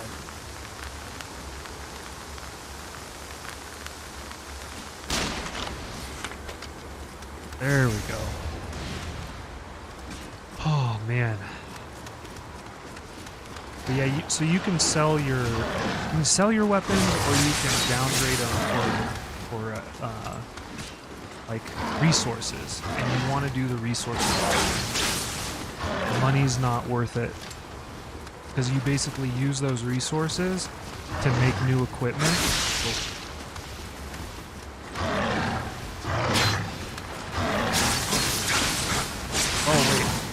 I'm still in freaking low mode. So yeah, knowing that the different stances too, like low mode is really quick. This stance is really quick, but it doesn't do much damage. I switched it because the guy that I was fighting moved to the ground. Let's take care of this guy.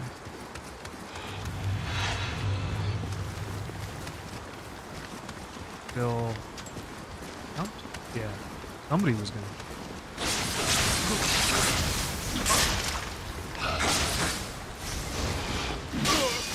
Whoa, whoa, whoa, whoa. Just...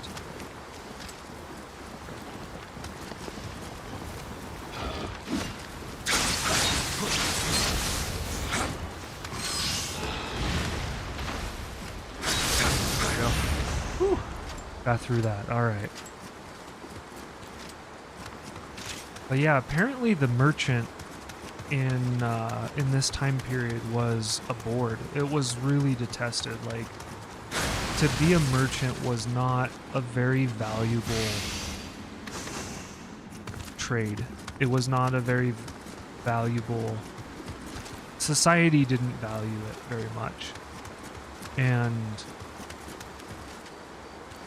yeah, I feel like that's really different than the merchant is kind of like really celebrated right now, at least in our society. I feel like, right? Like if you can set up a store to sell like printed shirts right now. Okay. So why I don't see the guy strumming. Why are these guys automatically getting raised? I don't get that. Okay. Definitely an enemy in here. I think I'm gonna do the save point. Just kind of explore. Oh, and our sword must be right there. Okay. So we're gonna do a successful exploration. Hopefully a successful exploration of this.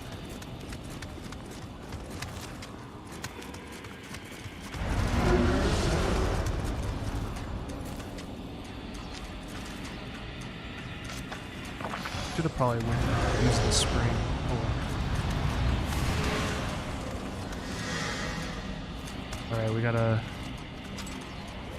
sword versus...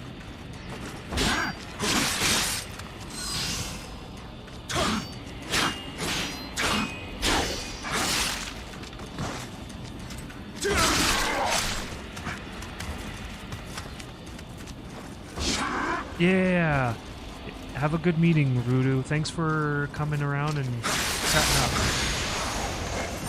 We'll probably be going for at least another hour. Meetings probably an hour though. Man, having a meeting that's less than an hour can be challenging, right? How do I get up? Yeah, so it is that guy. That guy is raising.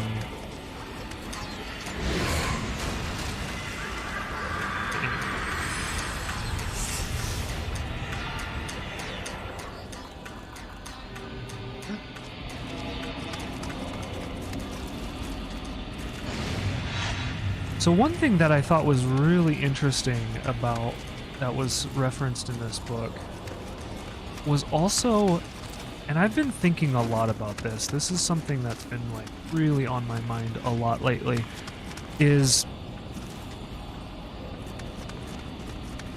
there is this saying or belief that to call one a thief, right? If you were to call somebody a thief, they will steal, right? So if you call somebody a thief, they steal. How do you feel about this, chat? Do you think there's like truth in that? You feel like there's truth that if you tell somebody they are something, that you cultivate that in them?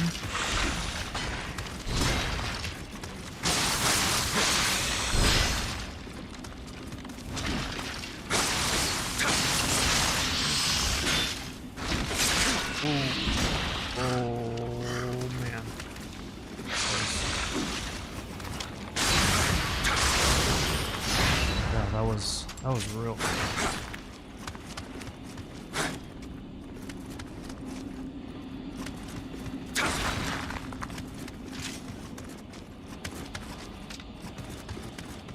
Act of calling somebody something, cultivating that in them.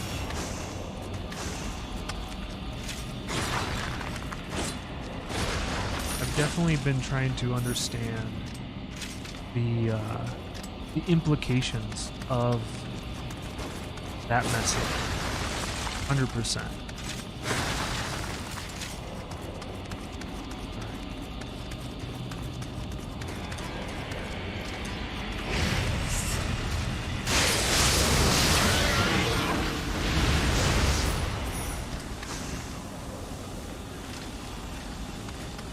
So let's go.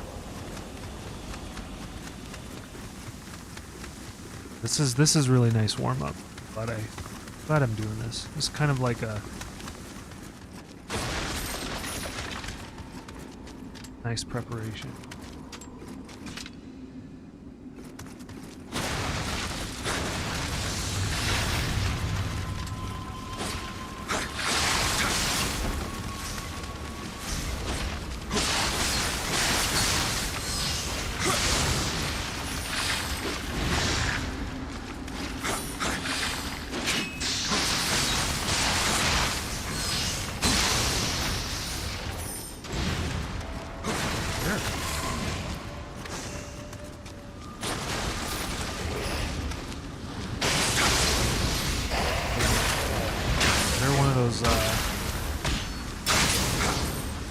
Might be one of those guys raising these. Oh yeah, there's somebody's raising something. Holy moly. Or nope. Wait.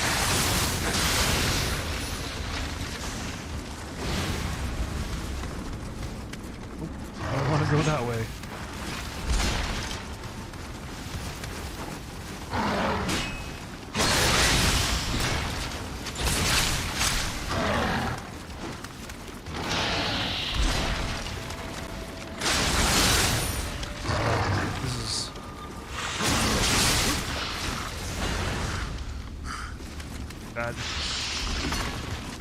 Looks like we managed it pretty well though.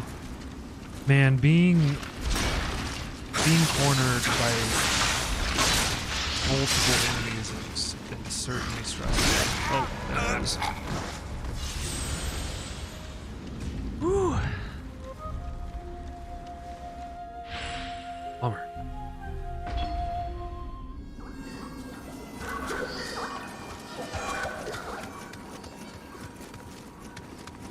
Hey, what's going on, Skillful? How you doing? Welcome in. Happy Monday.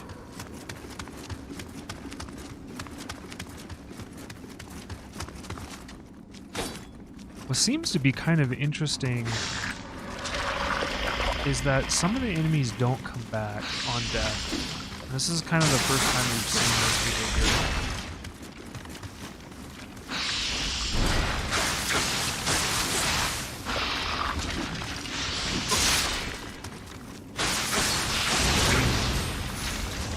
Yeah, weekend was good, Skillful. Yeah, weekend was really good. Had a... How was your weekend? I ended up,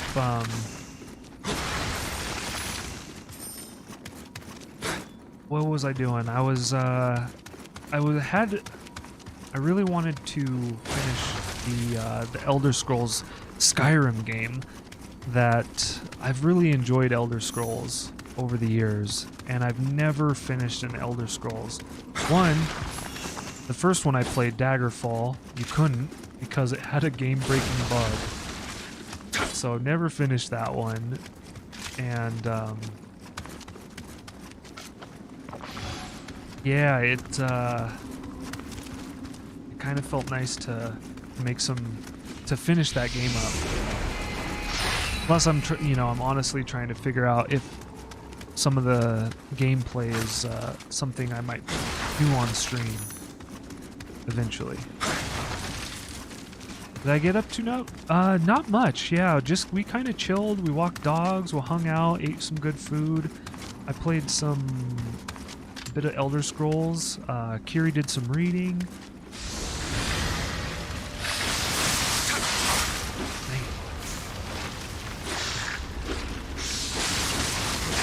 Oh, you know what I should use? I should not do that.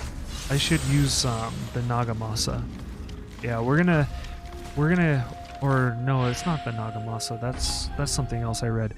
We're gonna use the Kusaragama, I think is what it's called.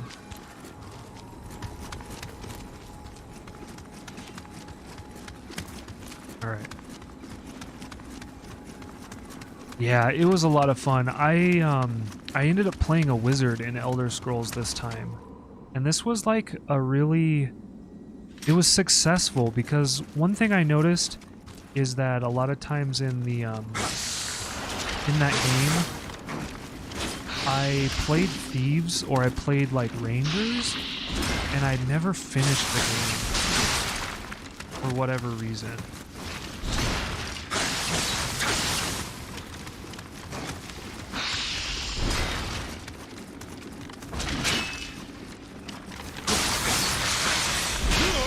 Uh-oh.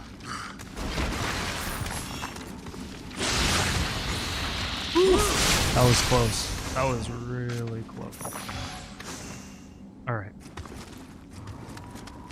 I'm just trying to practice skills. I feel a little bit rusty with this game today. But yeah, what was crazy, I mean, I got really terrible sleep. Part of this was my own fault. So one thing I've been doing is I've been trying to figure out how to stabilize Skyrim because I played it vanilla, and vanilla, oh yeah, we were going to use the Kusaragama.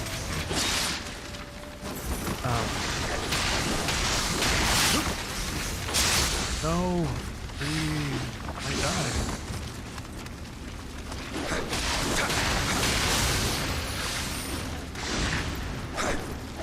It was like super unstable. It was crashing like... Amazing that I got through the crashes actually. Yeah, it was super... it crashed a ton. I think we just have to get through this like... It's like a challenge, right? We're just getting challenged. What happens?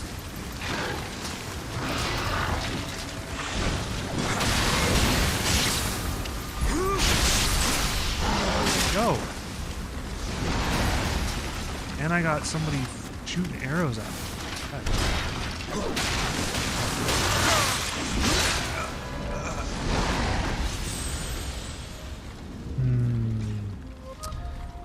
Well, you die a lot.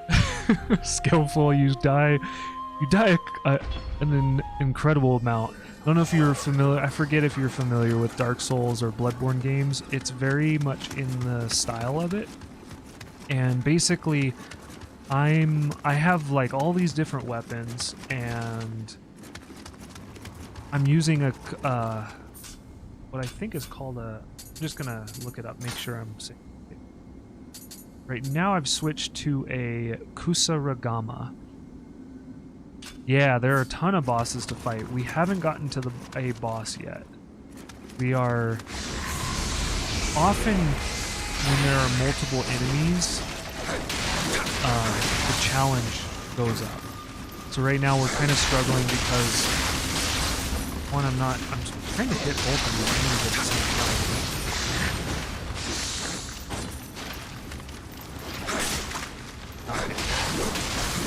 But yeah, basically, the simple of it is hit and don't get hit. It can be hard though.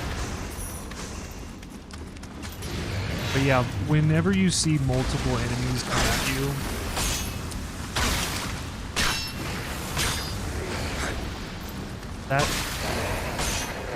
that becomes challenging because they hit hard, right?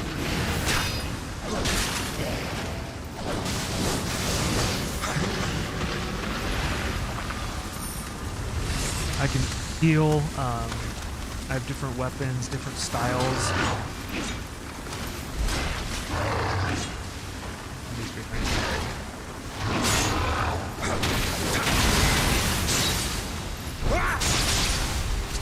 Finish this dude off.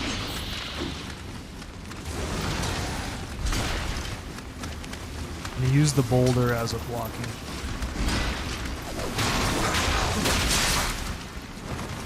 Yeah, see, it doesn't stun them. It's real challenging.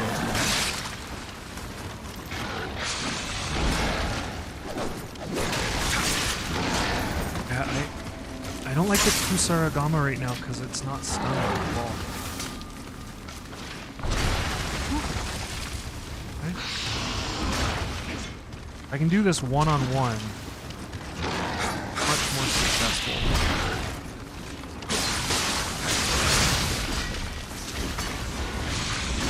I mean, it's still hard, but nothing like doing it 2-on-1.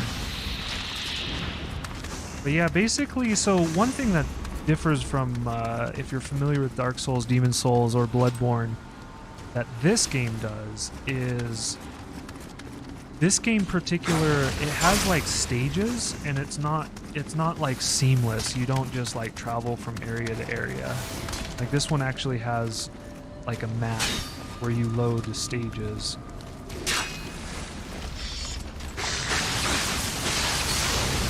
So right now we're in a stage. We're in like a sub. Uh-oh.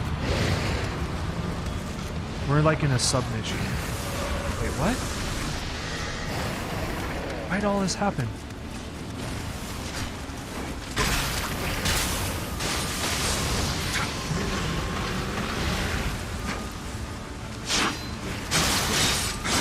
These guys suck.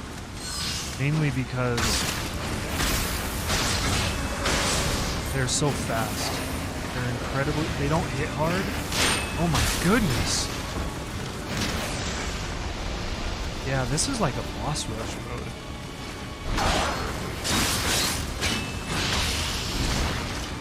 I have a special ability. I'm gonna probably use my special ability, honestly.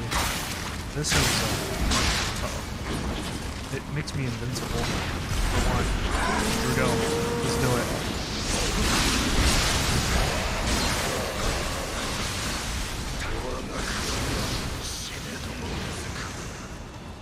Got the boss room key. Come on. Oh, is this the boss room? I can't go through it.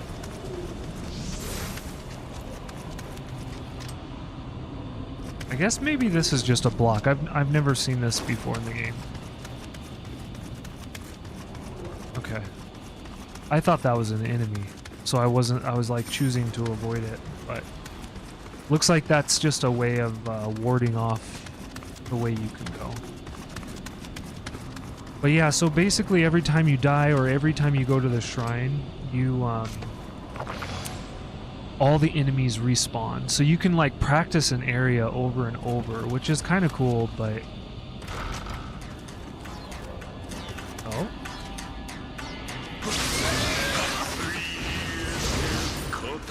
Oh man. We're done. The boss was just that dude. That's awesome. I was all stressed out. I used it to heal. I thought we were gonna have to fight somebody.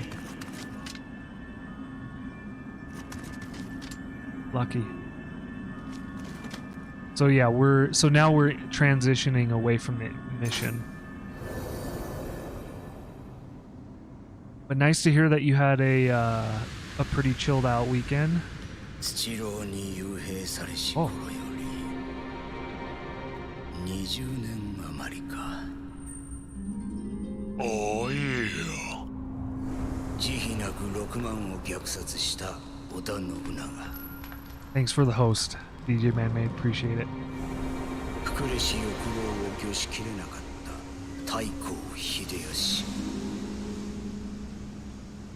棟梁たる者、なぜ皆断りを外れるのか。次は三成殿か家康殿か一層。いや、わしは追い下げ短い。天下の是非を見極めるは長政。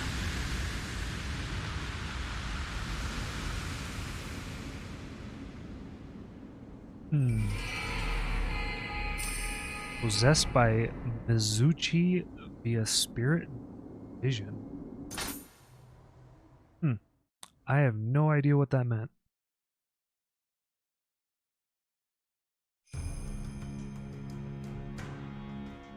Maybe we got a new so there's one thing that happens in this game is that you have like a spirit animal. I chose the shark, but we now can use the bull.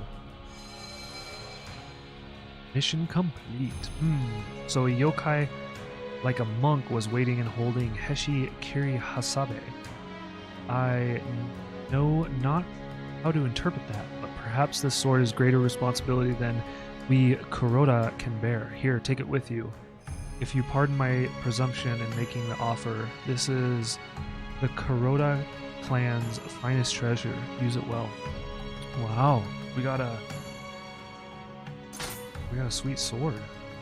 That's cool.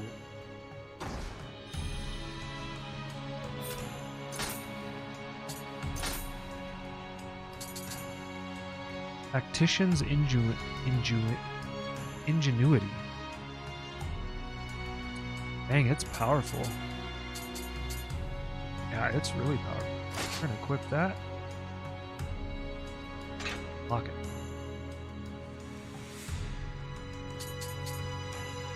Yeah, so all the weapons, so this is what's this game, you get so many weapons. Here's all the weapons that I have, right? Good thing it is not Skyrim. You do not have weapon weight. You can hold all these at any time.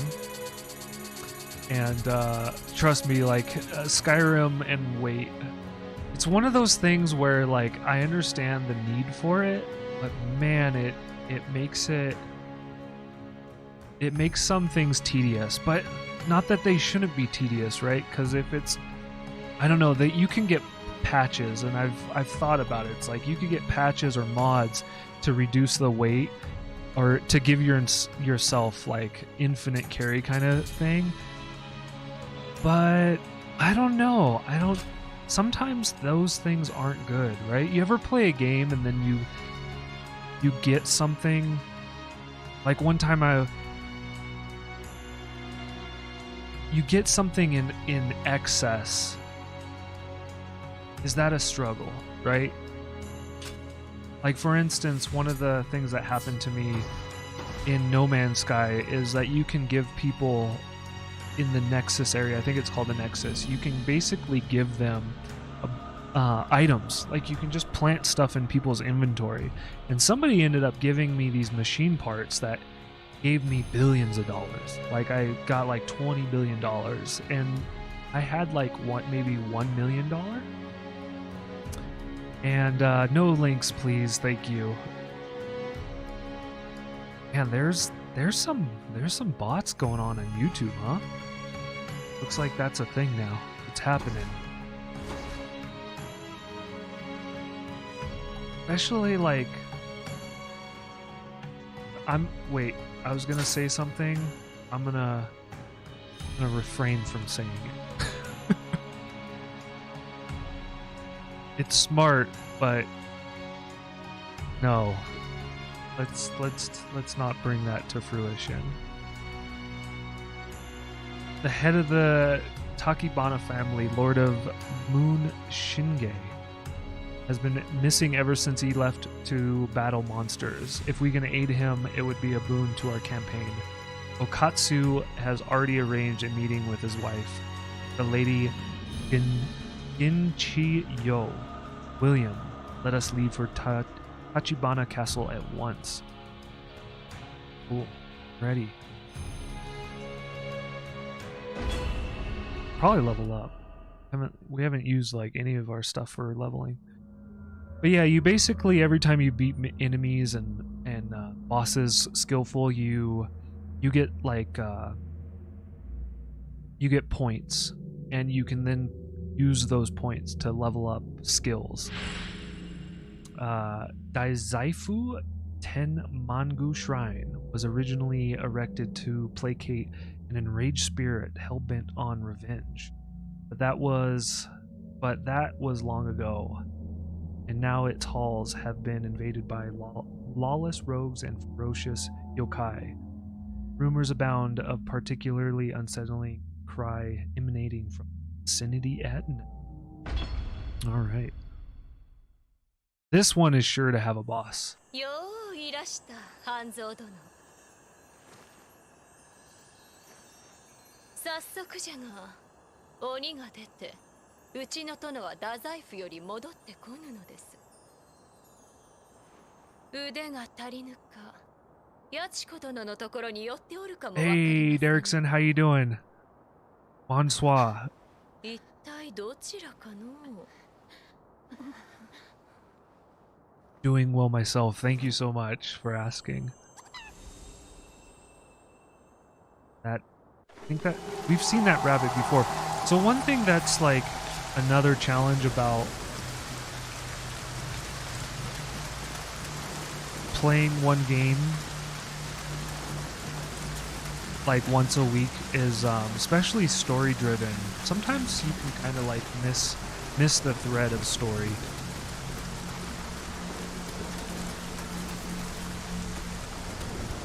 Anybody else have challenge, like understand that challenge?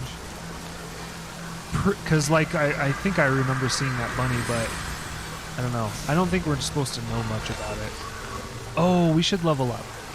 We're probably gonna die a couple times in this level. So what happens? So skillful. The way this works is that when you die, you lose your points for leveling up, and you have one chance to get them back. So you have to like make it to where you died, and if you do, then you can recover, like you recover them. But I feel like we might need some more health. Oh, we can only level up once.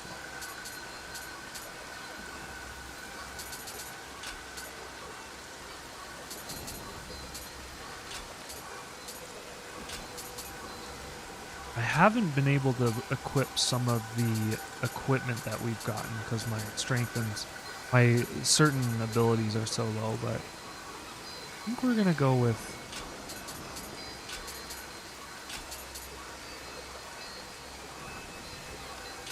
samurai skills. I would get 3 for that. That's pretty good. this would give me better attack on all the weapons that I use. I'm gonna do body right now.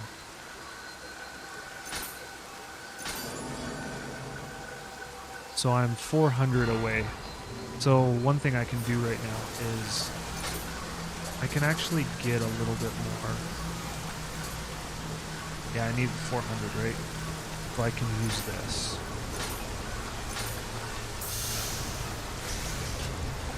So now I have enough for the skill level, right? But yeah, I'm pretty excited, Derrickson. I'm working on some content ideas that I feel will be really fun to execute. So I'm still kind of in preparation mode, but I'm exploring it and I'm practicing and I'm kind of like trying to refine my skills and get better at it so that when I do said activity, I have the presentation that I want to have. So I'm just like, I'm pretty energetic in it. Oh.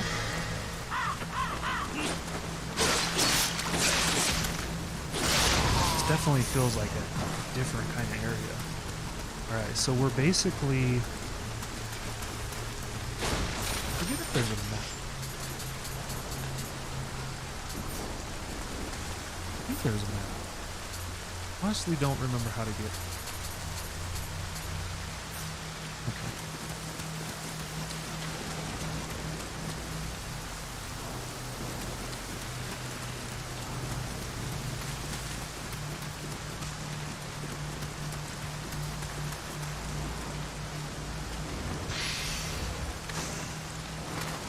So one thing that's a little bit different about this game, and I'm still kind of learning about it compared to my experiences with Bloodborne or Dark Souls, is since there's so many different weapons and there's so much different equipment, I kind of feel like it somewhat, all the equipment kind of loses its importance or meaning.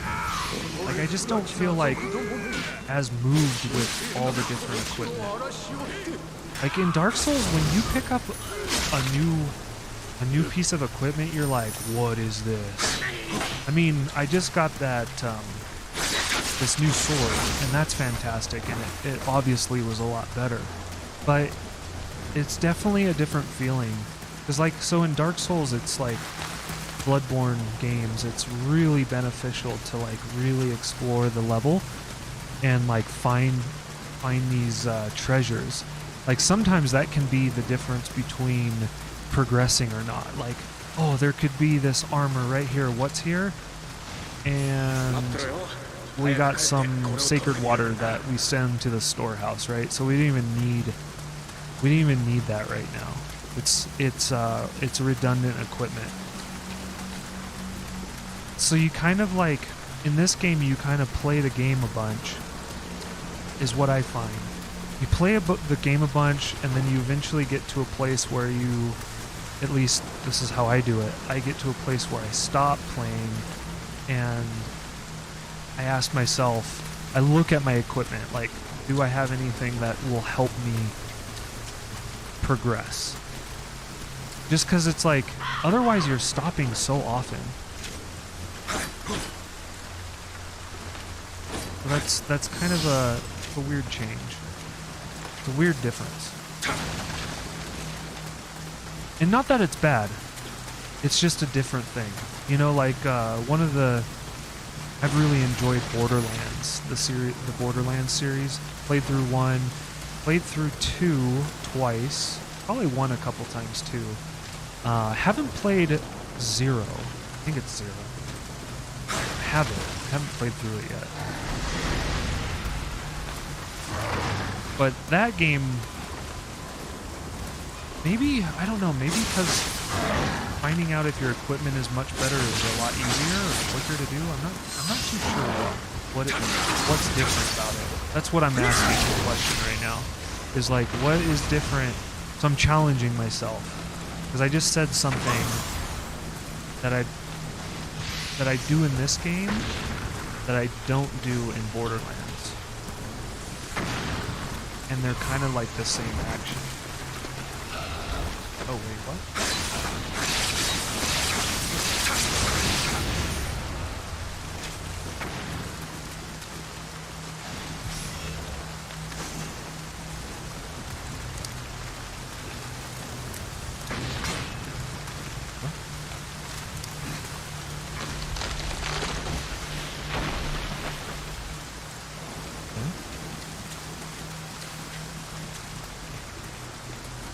Oh yeah, we gotta look for the green, the forest spirits.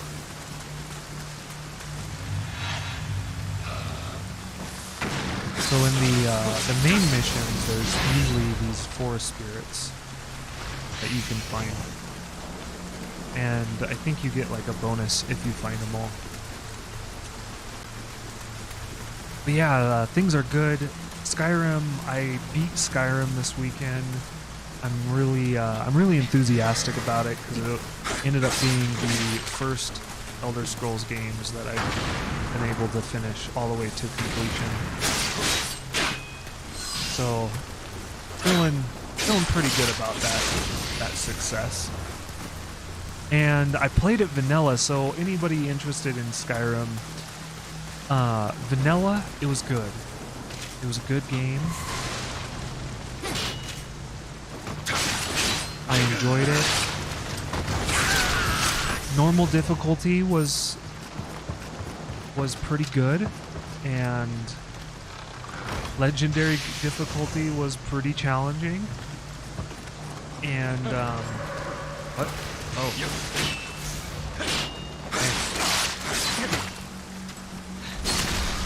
Ninja. Yeah, I almost got sniped there. Okay, so be careful.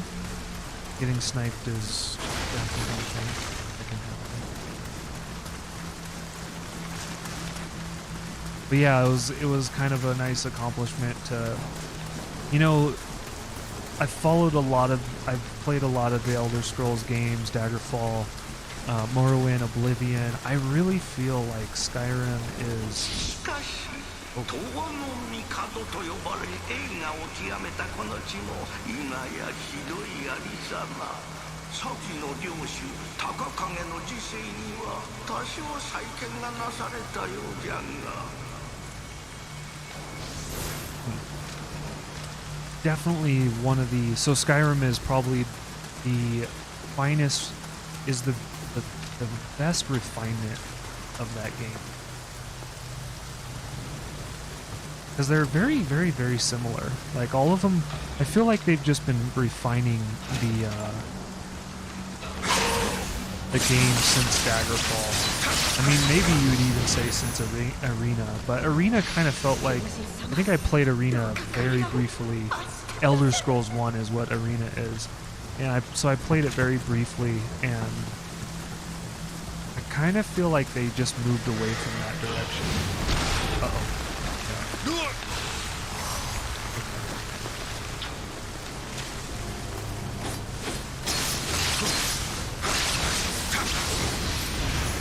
Alright, let's put the items to heal. Forget what they're called. I think.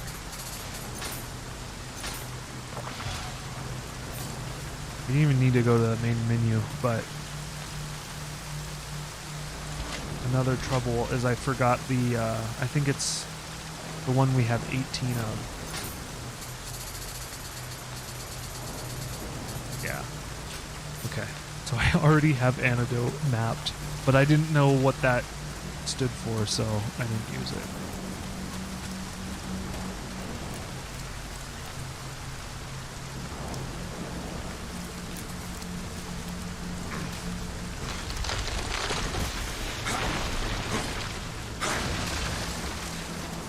Yeah, made it all the way through Skyrim. What a felt like an accomplishment. But so I played it vanilla, and so I was up really late last night because I've been trying to figure out how to bring stability to the Skyrim,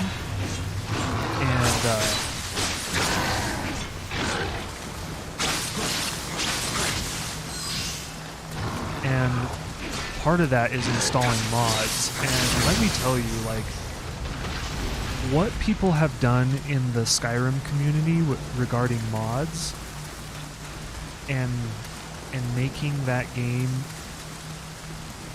function even better and more beautifully than it previously had, it's amazing. It is so amazing.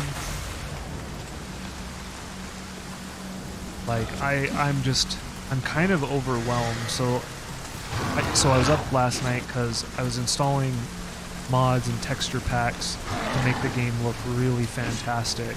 One thing I've been doing is I like playing making screenshots in games. Like, I like photography, and so I think in-game photography is a fun practice. You can work on your composition and your skills. Oh shoot. What is this guy? That's weird. There's some weird. Oh shoot.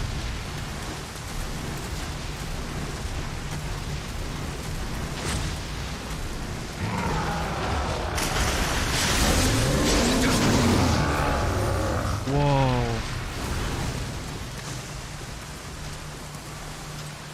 Okay. So take down those dudes' health as fast as you can. That's a nice strategy. But yeah, so it's and let me tell you, the texture mods and the updates that people have made for that game are incredible. They're so incredible that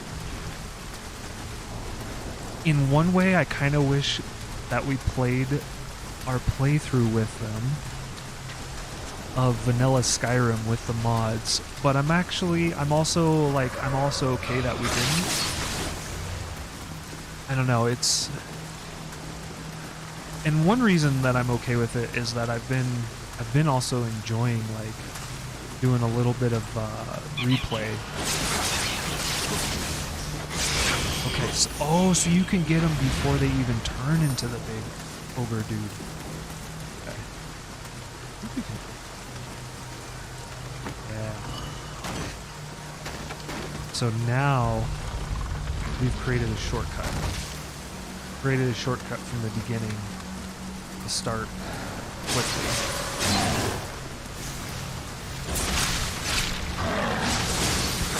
Nice. 光領主様、あなたがご存命だったならば、このような惨状には。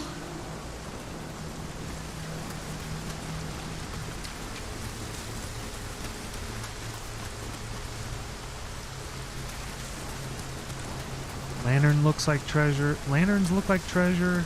Treasure looks like treasure.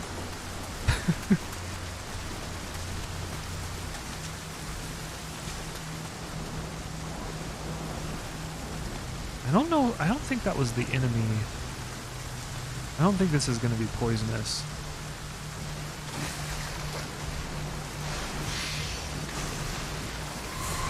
Oh, hi.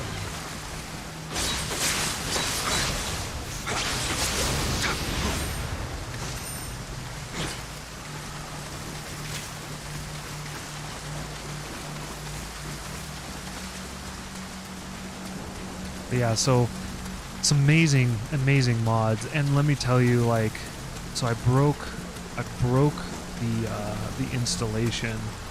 I installed, so you know, you have to kind of test these mods, but so Skyrim was breaking a ton when I first started playing it, and throughout my whole playthrough it basically crashed just all the time, randomly. Sometimes it was in the first couple minutes, sometimes it was after a half an hour playing. It just randomly would dump. I think because of texture memories. That's what I read was part of the issue is texture memories. So I went through it, struggled through, and accepted that. And then since putting the mods on, it's been really stable. So I was like, oh, this has been awesome. And then I started looking into like more and more mods, of how to make the game look even nicer and make it look nicer. Oh, these guys used to be shown on the map. What's going on, Micro? How you doing? Welcome in. Happy Monday. And how was your weekend?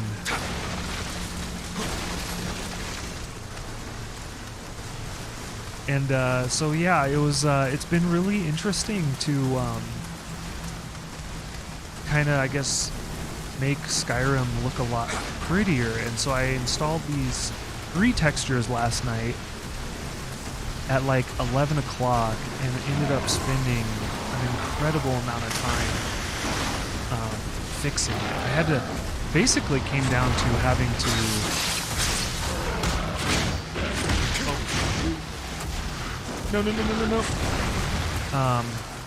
came down to having to completely uninstalling and reinstalling it. And it's a big game, so it took a lot of time to do that.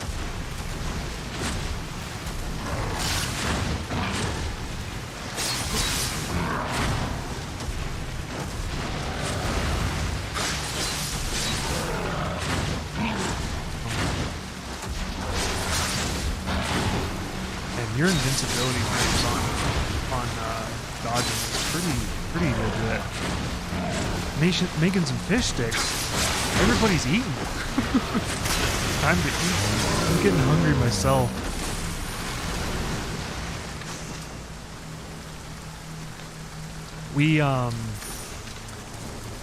I really enjoy fish. I love fish up. And I don't eat it. I don't eat seafood very much anymore. But I do occasionally. And one thing that we did recently for our anniversary, we ended up getting some shrimp and so we got some Chilean sea bass and some salmon, some Atlantic salmon, and man, it was so good.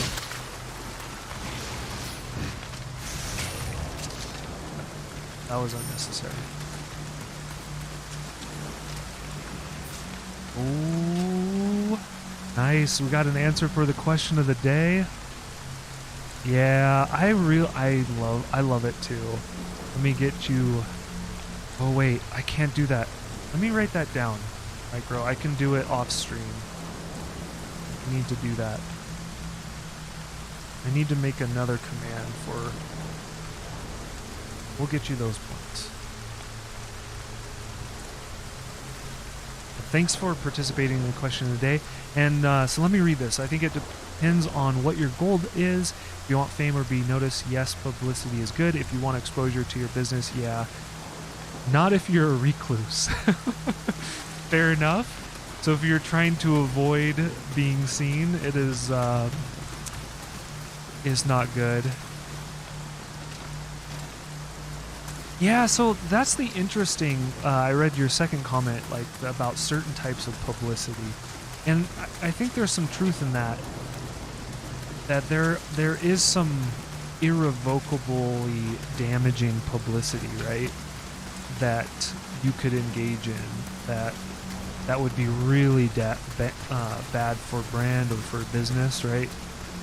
So I definitely think there's some truth in that. Especially within the age of like cancel culture. Not to my waist. It's not that big or not that long. Uh-oh. I just wasn't smart about that. There's no reason I needed to be that close. Oh well. Well, that shouldn't be too bad.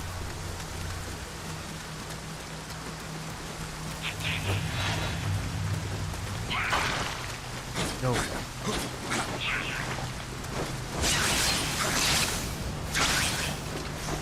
Yo. Yeah, I wonder if they have to hit you a certain amount of times before they like ogre out. Yeah, it's just, but see, here's the thing, like, one thing that I've learned, yeah, I understand first impressions. At the same time, there's this culture being kind of influenced through marketing that to like any exposure and people like talking about you, like the more people that are talking about you, the better it is for you, because you're getting like eyes, you're getting noticed, you're like having influence because people are discussing what you're doing, right? And that it actually helps you. So, and how this kind of relates is like, you might have heard of like some of the things that have been happening in the Twitch world with people getting banned. And what happens is their actions that lead to the ban actually have an inverse relationship, right?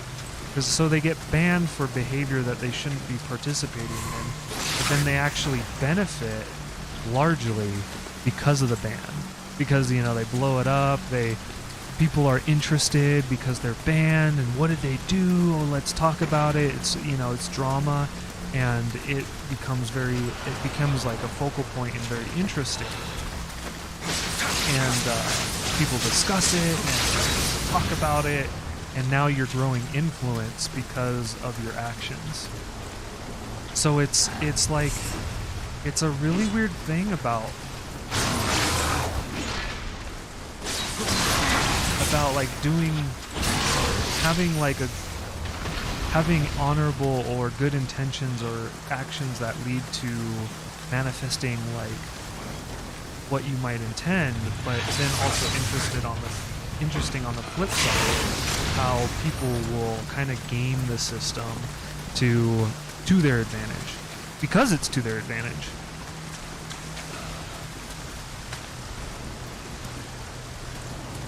Yeah, right? And that's what's interesting about this attention economy that people are talking about, right? So, is that buying for people's attention is like how people are making money now, right? I mean, that's essentially like a lot of what can be, focused in streaming is like, that could be an intention. Not saying that everybody that stream has this intention, but a lot of intention about streaming is for people's attention. Oh.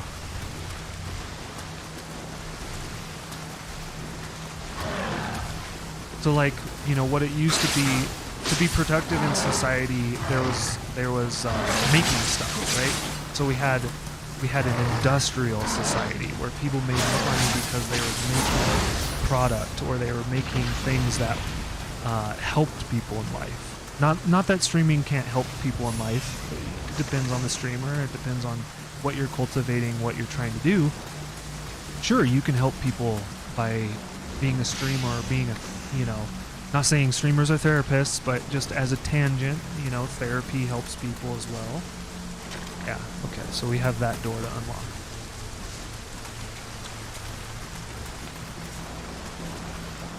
Okay. Let's take care of these guys. Let's do this. Yeah.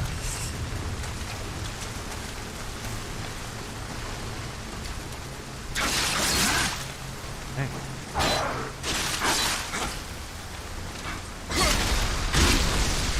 Yeah, this sword is strong. Like this is some great equipment that we got. Oh, and a helpful tip if you end up playing this game is you can level up any weapon from another weapon, which is not how I thought it would work. For some reason I thought you had to use swords to upgrade swords, and that's not the case.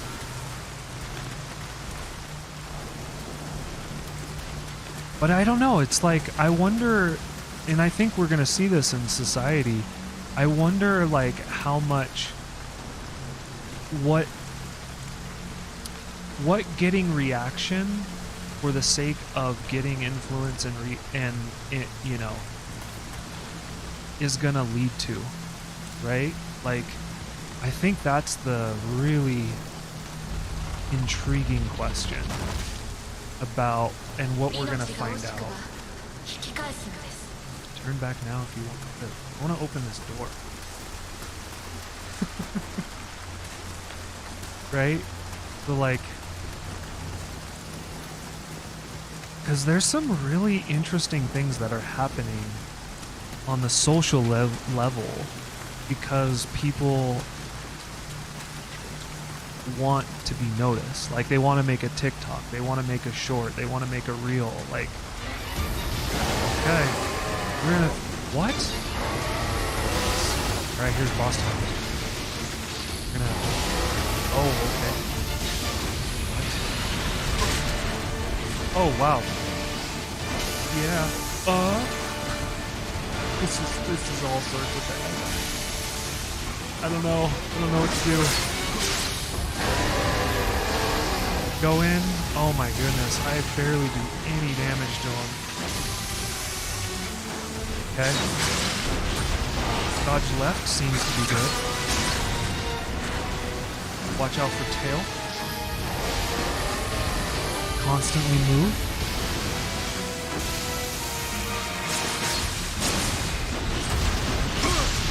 Constantly move. Okay, I don't know if I should heal. It's so hard to fight a boss for the first time and not die. Let's see if we can do it.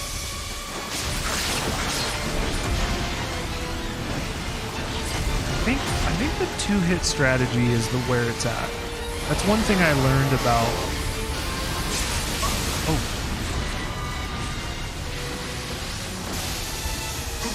No. No. Nope.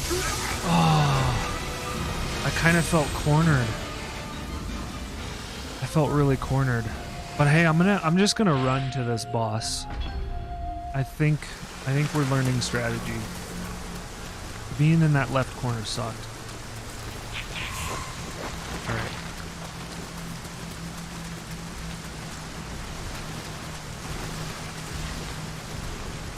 Yeah, no worries, no worries. No, some of the chat delay is also due to how I'm doing things via the restream. So yeah, no worries. Yeah. No need to apologize.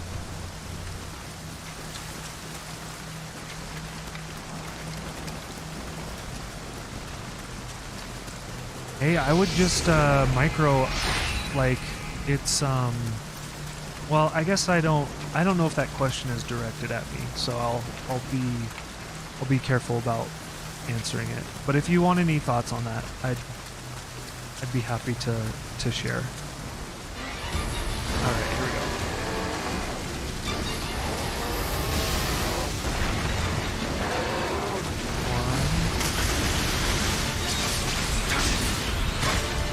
Stupid tail. Dodging left.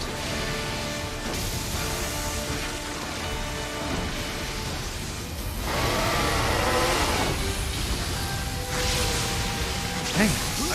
I don't know how to tell how many lightning bolts are gonna happen. I don't know if it's a random thing.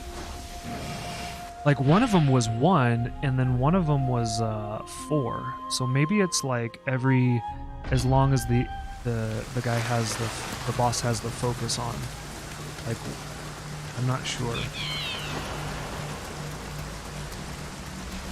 Oh yeah, no worries, Micro. Take care of what you need to take care of. Oh, nice, you got 7. This is not even final boss.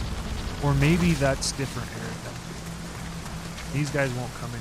Wait, so this is like safe zone. Okay, let's do this. Let's get it. Alright. This is attempt 3.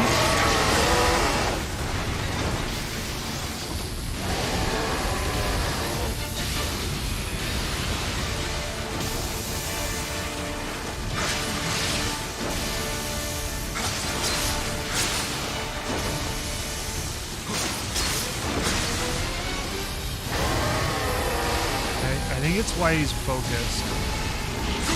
Uh-oh. Dang. What am I doing? I'm getting blasted. Nope.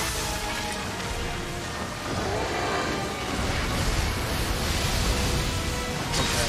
I was lucky to dodge that. Oh, he has a snake tail too?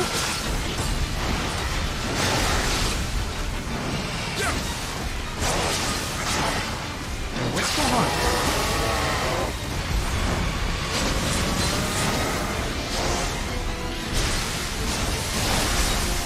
I don't understand why he's red.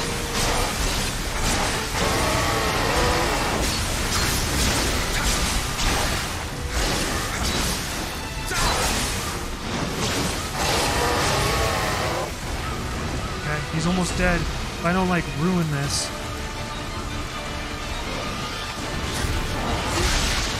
No! Oh!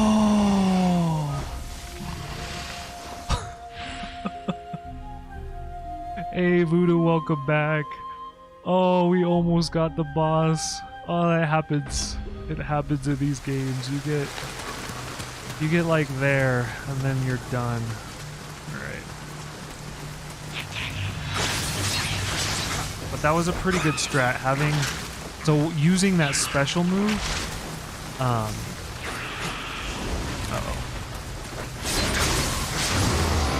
using the special move means I gotta store it back up. And I can't store it up until I get the spirit. Oh, bummer.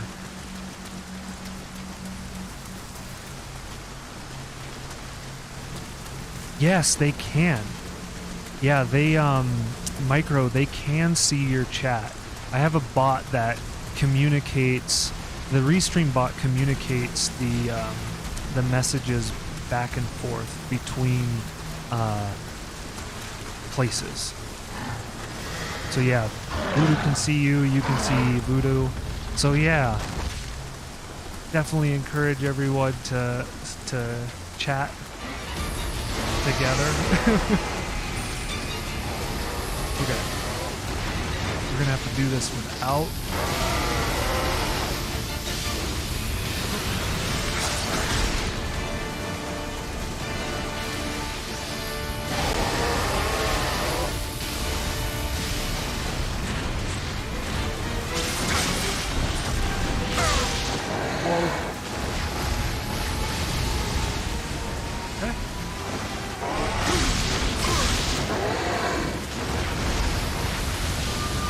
This is bad. Oh, interesting. There's less lag, huh? Okay. One thing I'm thinking that I should do, I don't know. I feel like I should.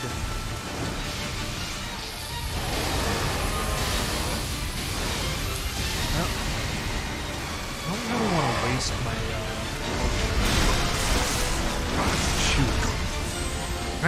I'm trying to figure out how to process this. I really want to have my special ability back. But I think what I'm going to do is next time I'm going to prep with an item that I can leave the fight to grab this special ability.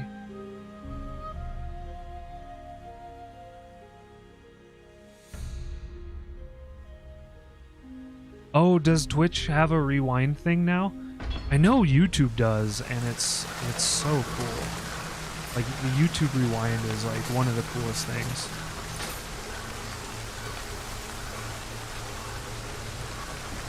Oh, thank you, Micro. I just was reading your message about the Deep Discussions perspective. Yeah, I would love to see that. Yeah, please do. It's, you know, someone else that does that, Voodoo does that. They have, yeah. Yeah, it's what I really gravitate towards. I really like, what was I doing? I was doing items. And I was going to set as shortcuts. So we need to figure out how to make it back. Yeah, we're gonna set this as shortcut. We're gonna lose all our Amrita. That's the, actually, I should set this to maybe salt.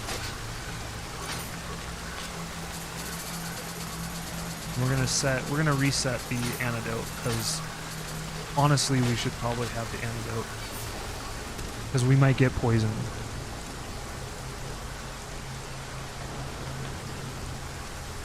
Oh, okay, yeah, it might be an affiliate thing. Gotcha. Alright. Oh man, so we kind of, this is challenging. We only start with 6 health pieces. Probably need to farm elixirs. So I can have up to 9 elixirs, but unfortunately, I'm kind of running low now. Ooh, I got a question.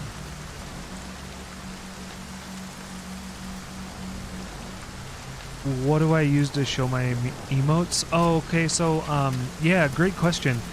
So, if you're not talking about the follower emotes that I have, which I guess is kind of left over, don't tell anybody, from being an affiliate previously, I still have 4 follower emotes. But I think what you're referring to is the what do you call it? Better TTV. So better TTV and Franker Face Z are the ways that, I can get it and come back out. Now we don't even have to use that thing. Oh, you mean on the screen? Okay. Yeah, I misunderstood. So the thing that I use Stream Elements to show the emotes on the screen. Yeah, it's part of their, it takes a little bit to learn Stream Elements, but I really like it. Like when I first started streaming, I had been using Streamlabs, but I was facing some challenges that were particularly that I wanted to get away from, and so I moved over to Stream Elements, like, I don't know, maybe a couple months after starting to stream.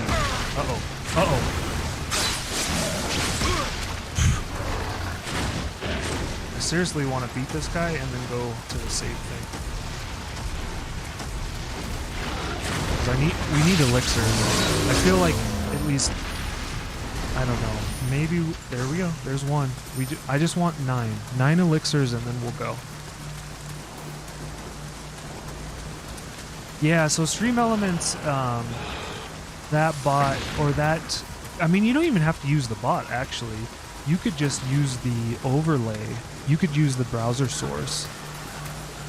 And it's built into their basic browser source item. So it's I felt like it was I used the bubble. I think it's called bubble, where they rise up, because I feel like it's part of the potions, like coming up out of the stream. So that's why I chose that one. I liked how it kind of kept with the magician wizard theme, personally. So but yeah, Stream Elements, and they'll show Franker Face Z and better TTV emotes as well. So that's kind of cool as well, that you can show the emotes those as well.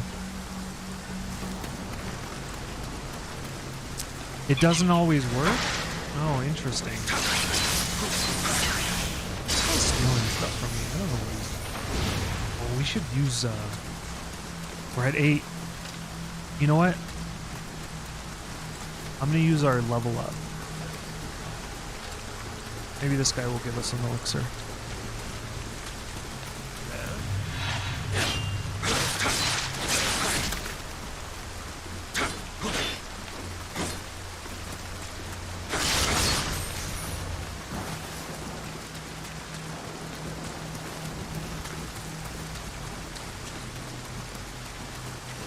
Maybe you do need the bot. I might have told you some information that is is incorrect. Maybe you have to have the bot in your channel to see the emotes. I was just thinking about this. Yeah, let's do a little level up in...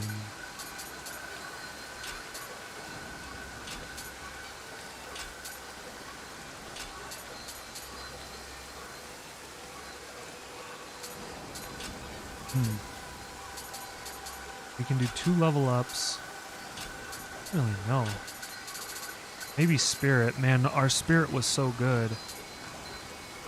Yeah, let's go into spirit, like our special power. We're just gonna like go in there. Because if our spirit was a little bit stronger, I think we would have finished that fight pretty easy. Yeah, wouldn't it work? I'm trying to recall, Voodoo, whether or not I had any weird challenges that might have been similar to things not happening. And I remember having challenges with YouTube in the bot, but I don't remember having challenges with Twitch in the bot. Hey, we're up to 9. All right, let's do it. Right? Let's go for it. Let's go for the boss fight. Okay. Before we go for the boss fight, let me bring up another talking point though.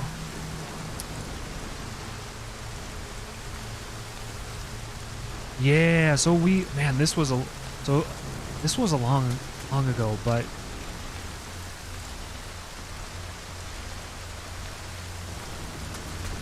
I had asked chat what they thought about if you call somebody something that they rise to that occasion. So what they were referencing is if you call someone a thief, they will steal. It will lead them to steal, right? There is this acceptance that there was truth in that. And so what they're saying is that the normal conscious rises to the demands that are made on it. So if you think about this, like, what do you think about that, chat? Before I figure it out. Oh, dang it. Not off to a good start. One more.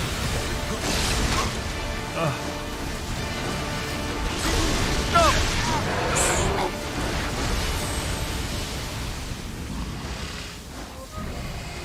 You steal? Do you, Voodoo? Do you steal? Or are you gaming right now?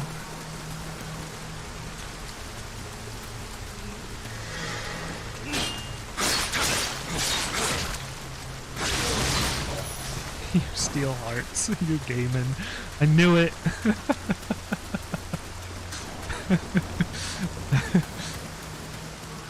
And do you really steal hearts? I mean...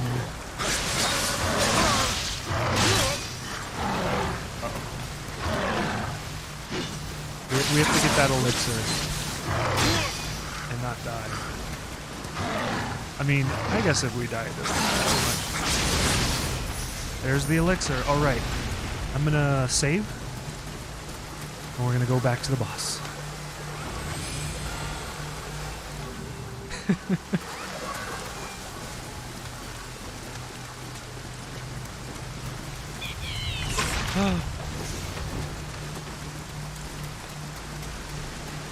That guy surprised me. Okay. So yeah, what there was a belief in, or at least this is how I'm understanding it, is that when you tell somebody that they do something or that they're gonna do something, that it makes that more likely to happen. Oh no. Come on! We're gonna start off with that? I kinda don't even want to heal. I kinda wanna just...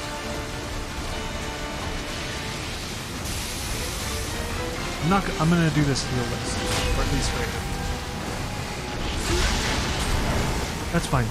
I don't know. Something happens where you ever do. Does this ever happen to you? Like something starts off poorly, and you kind of like want to just start over already, and then you probably, that's what probably happens, is because you set that intention with your mind, right? I mean, I could have been like, okay, let's do this, let's go, it doesn't matter, I can do this, and of course that's a very huge potential, but I had already committed in my mind this belief that I wanted to start over, and so what? Oh yeah, I forgot we were supposedly powering up our soul power. Yeah, we're only at half. Okay. Yeah, we need to run in. That death was intentional. I wanted to die near the entrance so we can go run in, grab it, and then farm our power. I really want to... Using our power for the bosses is honestly really ridiculously good, so...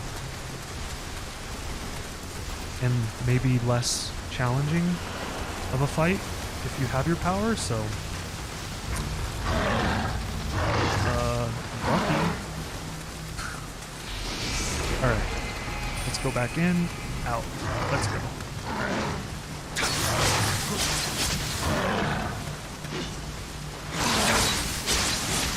I don't know how to get these guys phased. Sometimes the phase happens right away, and sometimes it doesn't. I haven't learned that dynamic from this game. If anybody knows that dynamic, more than welcome to share. Question mark? Are you sure?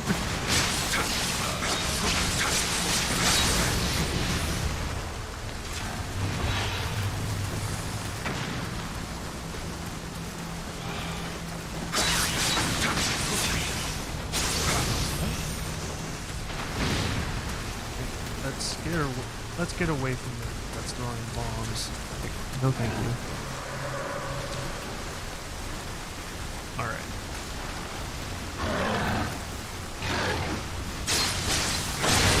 There it is. See, it happened with this guy, and it didn't happen with the other dude. I don't get the difference. And that's okay. Hey, and we're full power. We can do it. And there's the message. Better TTV, Franker Face E. That's how you spell that, Voodoo, if you needed help spelling that.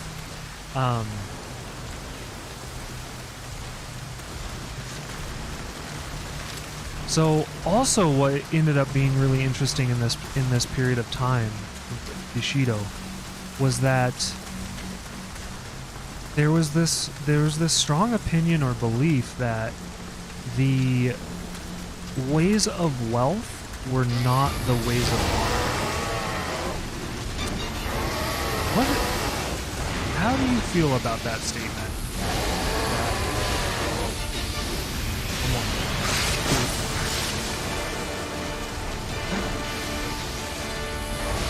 1, 2, 3,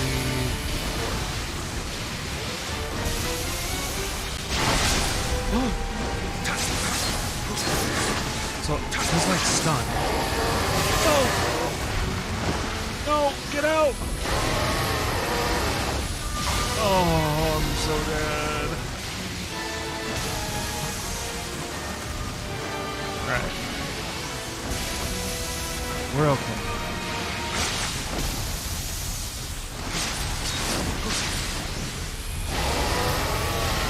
Ooh.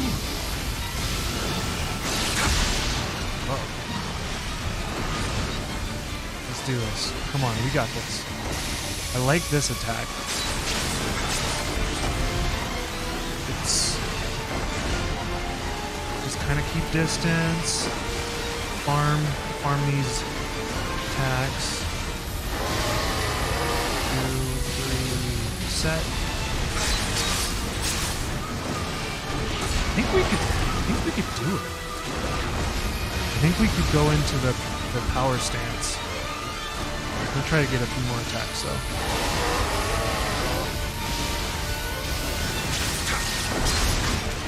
Ooh.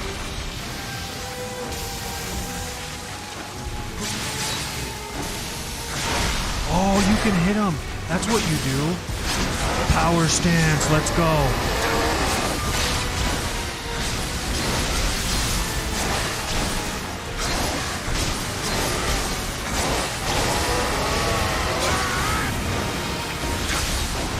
Come on. This happened last time. Yes, we did it. Holy moly. I kind of just went aggro at the end and we did it. Let's go. Oh, that was challenging. I don't even think we're done. I think we have another boss. I don't know. I'm not sure. We're going to find out as soon as I just do a little exploration. Let's go. That feels like a great accomplishment. Taking that dude down. Holy moly.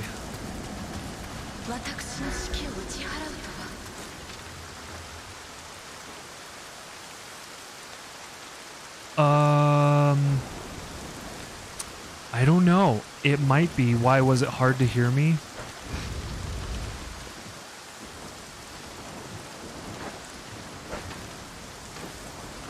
Oh, okay.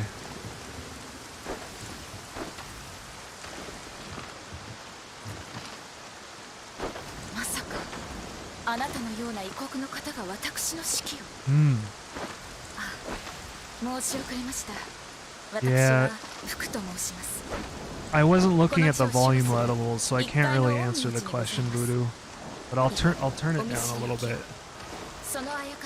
I think what I need to do is I need to put a compressor on the game sounds.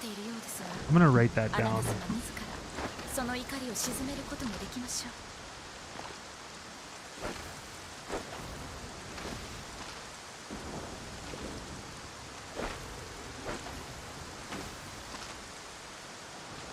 We got the gesture. Sorry.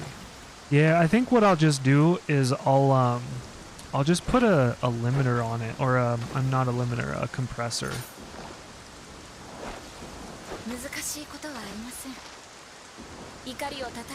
Oh, I missed.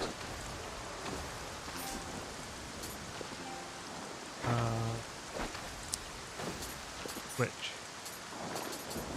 I think she wants to... Oh? Wait, what? Does the blue have to? No.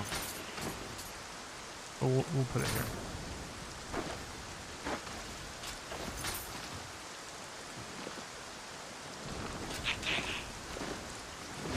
Oh. Hey, we never got to talk to that guy. Oh.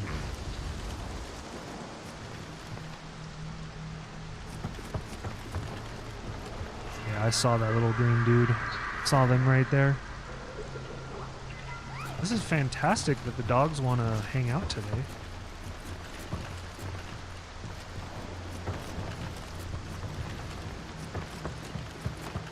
All right.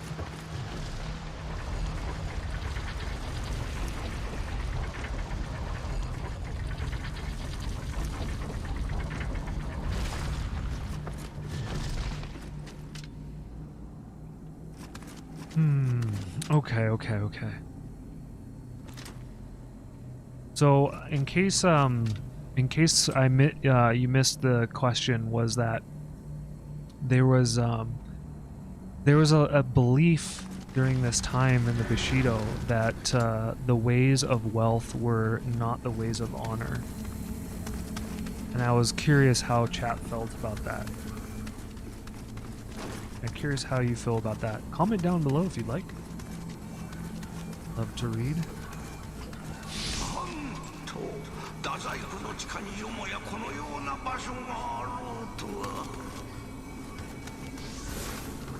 Guessing this is going to be blocked. Yeah.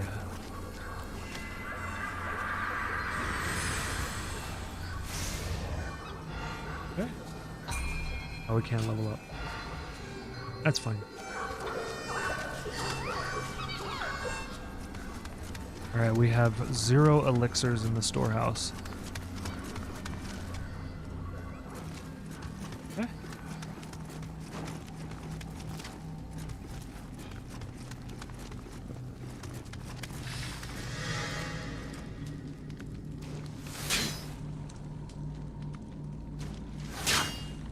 I can do that too, dude.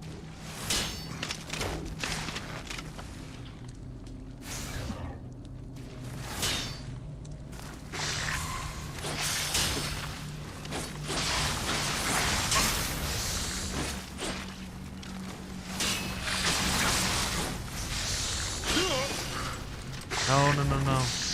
Yeah, they'll get crit hits in if they attack you while you're stunned, so that's why I freak out. Freak out is a strong word for it, but that's why I do say that.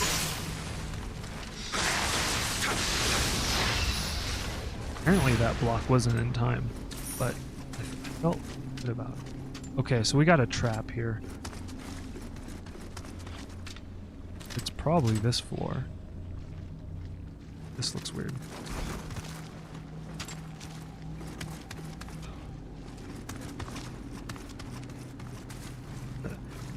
What a weird experience. We went from like weird town site to like dungeon. Okay.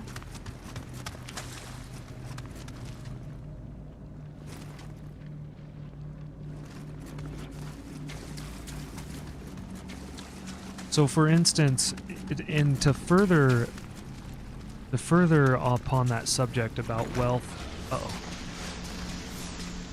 about wealth being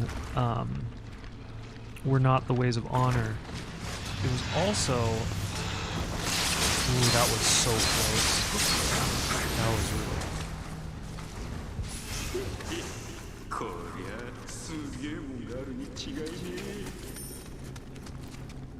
It was, so what I was trying to say is that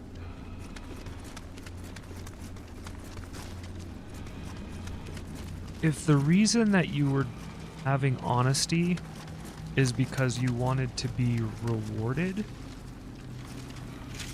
with wealth, so like if it paid to be honest, that was not a good thing. That was not deemed beneficial, or how to put this. Oh, it's honesty is not a virtue if you're using it to make money.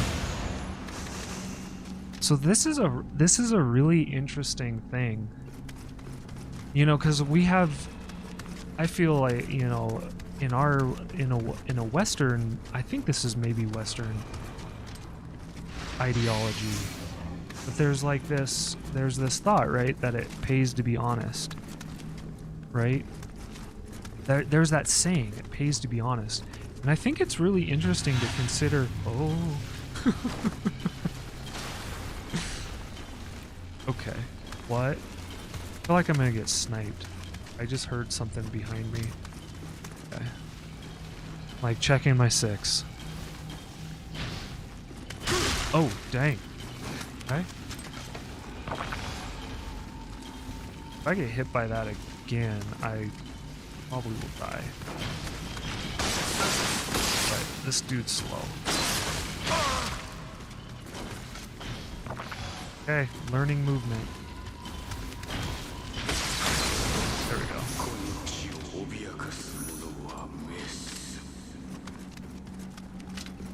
But yeah, you say facts, Voodoo? So you believe very much so with that expression, is that honesty is not a virtue if you're just using it for the benefit of making money or something?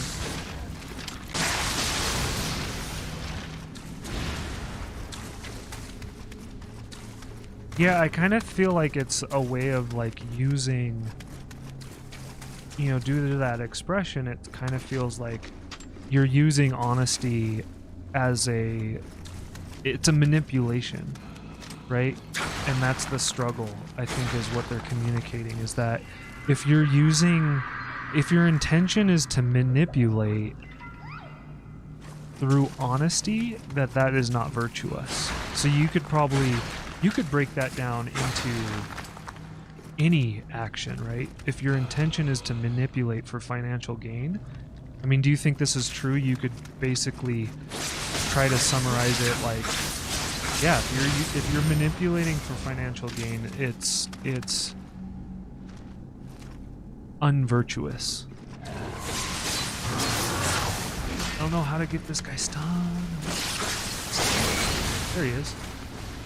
Did something different. Maybe it was that I hit his like head or his horn.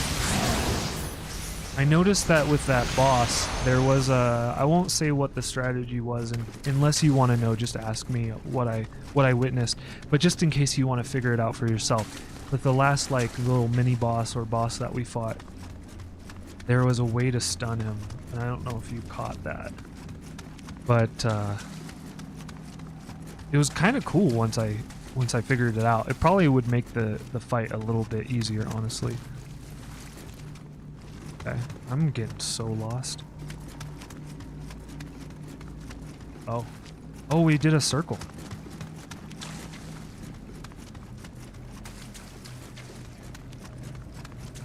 Yeah. I mean, people do a lot of things, Voodoo. People do a lot of things. And I think if you pay attention to your intuition and develop your intuition, you kind of start understanding how the undertones, and it's not to like, and I think it's just important to also like forgive those actions, right? Like,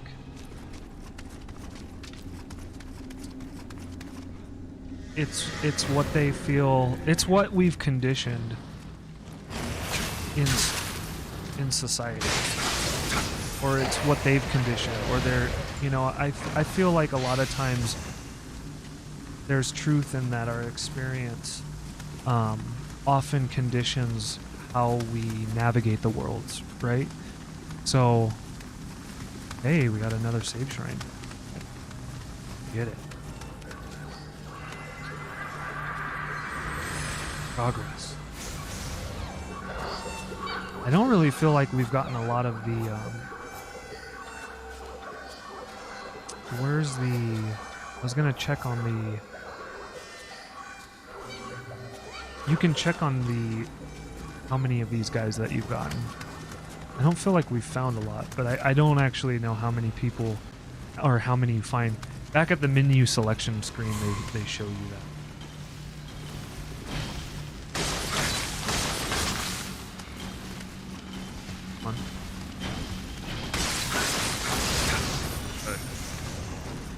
Learning.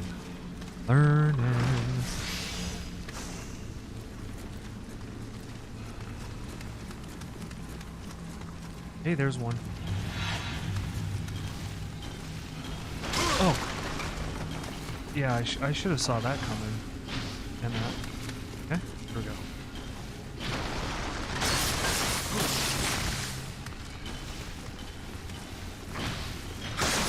Quick dodge. Dodge to the left or right. Take him out.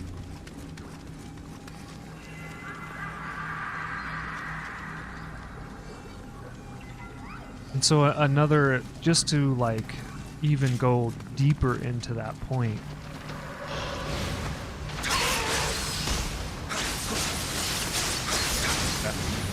Sometimes you gotta focus, right? So go deeper in that point is that if it was followed to bring in more cash, than falsehood, they'd actually rather lie than do something to bring in more, like the culture at that time. And I don't know how true this is the culture now, but during the time of the Bushido, is that they would rather lie to somebody than pursue money with truth. Or use truth for money. This guy alive? Man. All looking. I gotta be really careful about where I go. I'm surprised I didn't get just slapped up right there.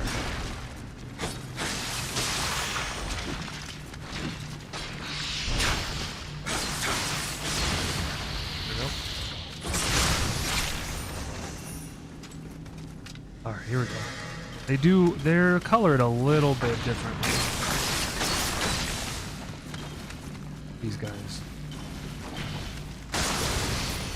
They have like a little bit of a shine to it. Throwing bombs. That guy. Oh wait. We know what happens when we try to...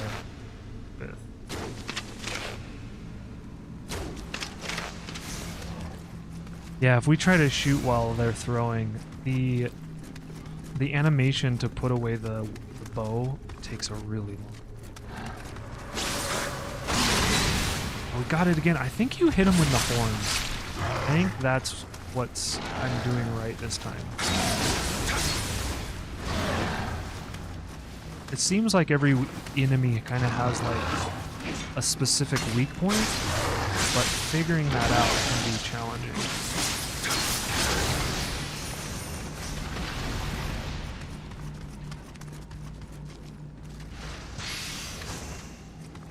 One. We look at all this new equipment and I have no idea what it does because I just keep continuing on.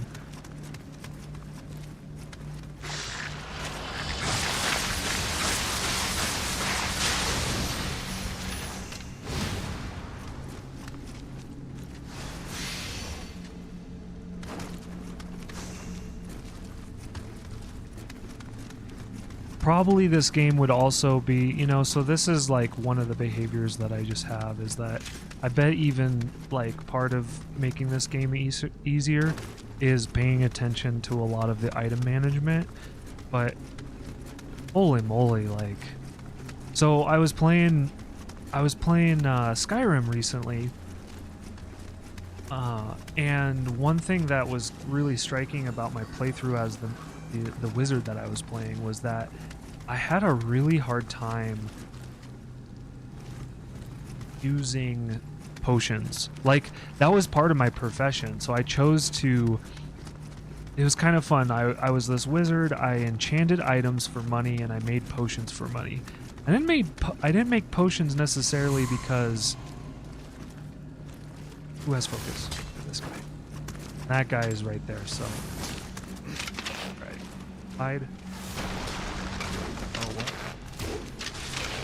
Okay, so I would enchant items for money, for commerce, and then I would also make potions, and I mean I use potions as well. Oops. But very infrequently, and probably way less than I should have. I just oh shoot! I just would basically hoard a lot of the potions. I wonder if the doors unlock when you beat all these guys. I'm kind of getting the feeling.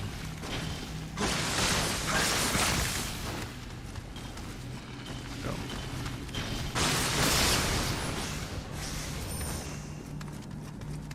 And then eventually, you know, choosing those professions was pretty lucrative because infamous potion number 9, I don't know. Maybe. I don't know if I know infinite potion number 9. Infamous potion. Would you care to elaborate?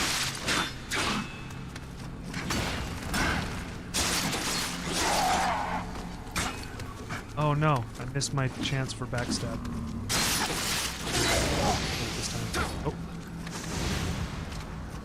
Oh. It's the love potion.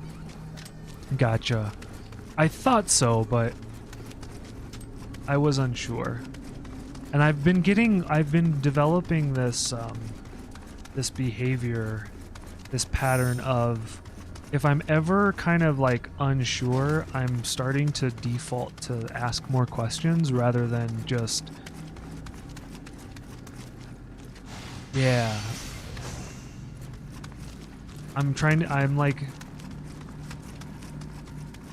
Yeah, I think I'm developing that. I feel like I am. Okay. This looks like...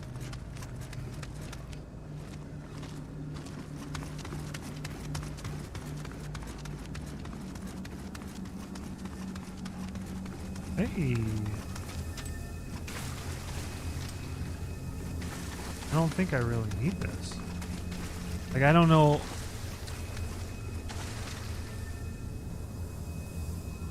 Does not compute. I'm gonna enter the hot spring. I don't really need the hot spring, but I want to make sure that it's not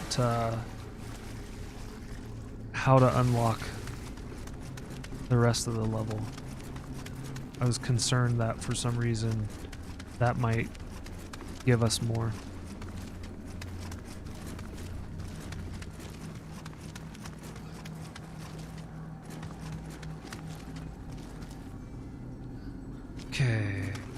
Okay.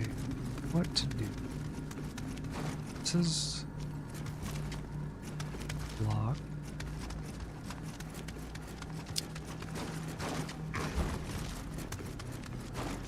That's dead end. I think I need to, like, a lot of times you can wander and just find the right place, but this area seems like that might not be so successful, so I'm gonna try to do a little bit of mental mapping right now. I'm usually that's one thing I think is awesome about video games. I think the more you play video games, the more you develop your sense of awareness of like map reading, for instance. Like spatial awareness. I think spatial awareness development is huge in game. And I think there's studies that prove it, but I haven't looked at that information in a while, so if you're interested in that, that might be a talking point you'd like to have. Maybe I'll look into that. The study of spatial awareness in video games.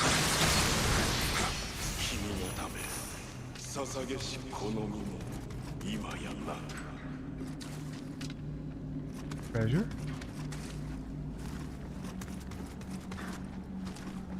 Oh yeah, 2 of these guys at once. Okay.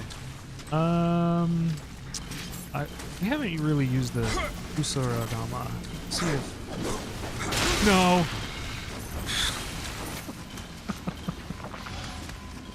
Okay. Let's go into...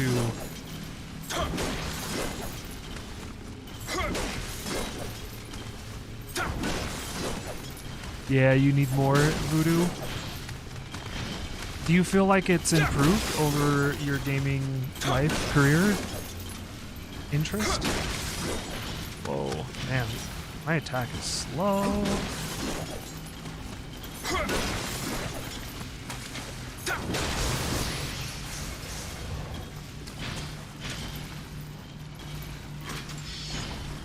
Oh my goodness, I walked right into that. Yeah, the more you play, it gets better. I believe it.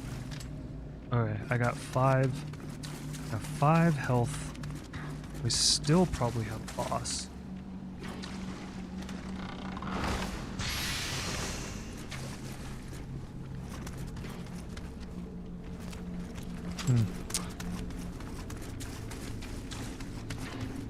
I went treasure way first because I thought it would be the way that led to a dead end, but I'm actually now thinking a little oppositely, in that I think maybe treasure area is gonna lead to the finish. Yeah, I'm gonna go back to the other area. This might be a mistake, but I can usually suss this out pretty well in video.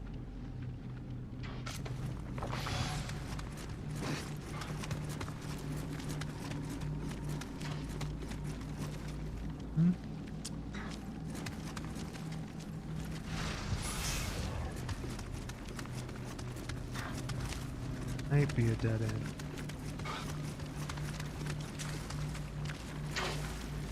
Not looking. Oh, is that the?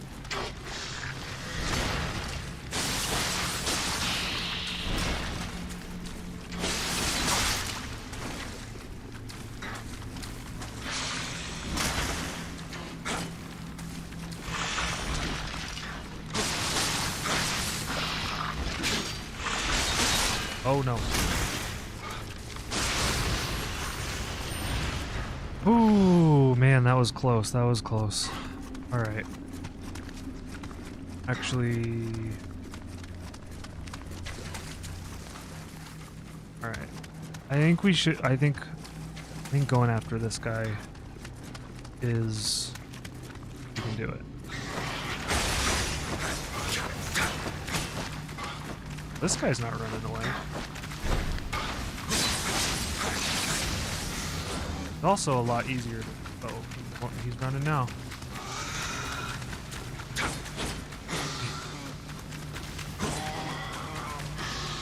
Definitely don't want to push him into other enemies.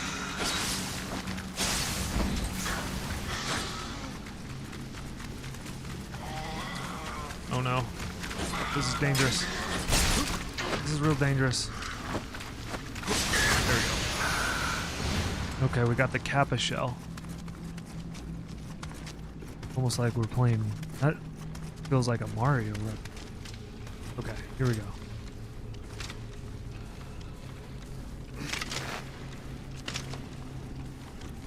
How did that guy miss?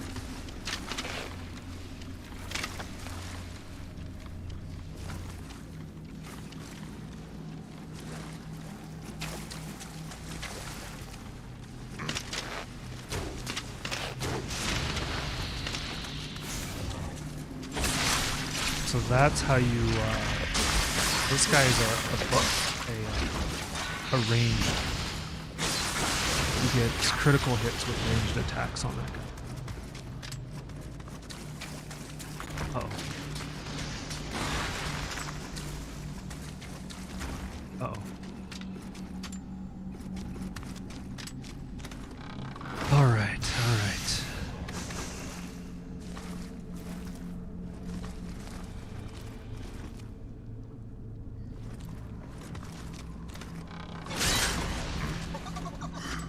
What? I was just gonna say that I literally thought this. It was about 10 minutes ago. And I was gonna say that we haven't seen any mimics really in this game yet. Oh my goodness. That is crazy.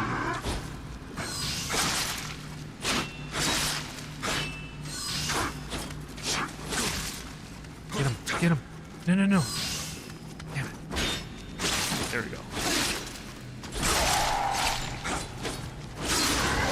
So that's like... So when they get red, when their stamina meter gets red, that's when you want to hit them, because you can get the chance for a critical hit. So that's why I was like focusing on that a whole bunch. Oh, oh, oh.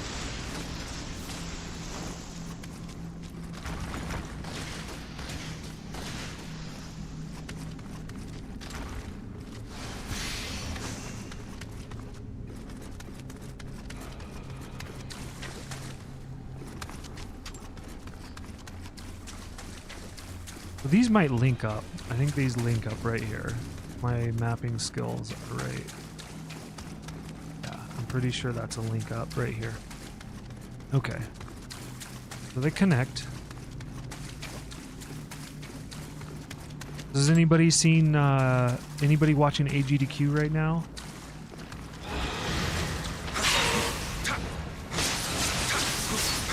And if so, I'm curious. Have you seen any awesome runs?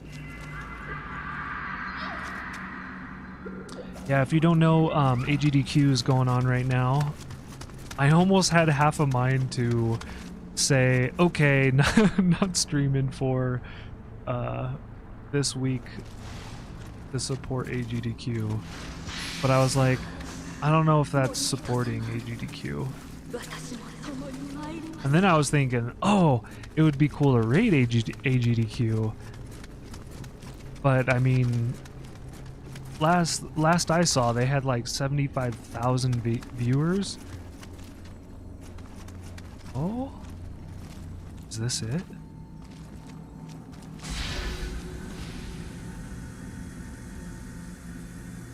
We got the power.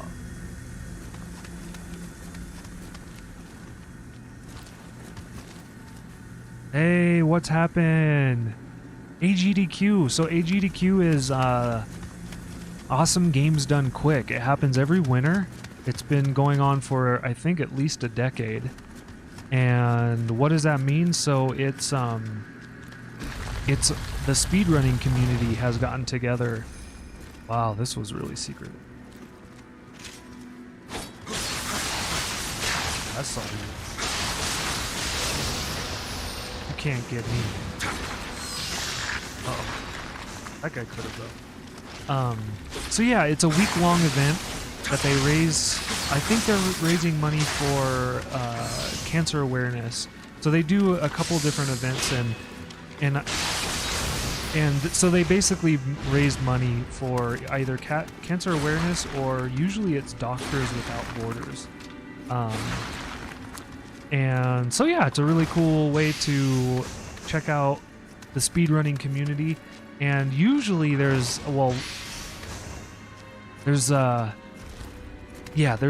amazing speedrunners, one, and two, there's often like some really good commentators that will kind of teach you or tell you about the game they're running. Not always, you know, some more than others, but yeah, the commentation, I really like to, I started watching Twitch because of AGDQ. Like, that was my in to this platform, was AGDQ. And I think we just wrapped. We should probably level up. I'm gonna level up really quick, because we should probably do something on spirit. Maybe some more skill. And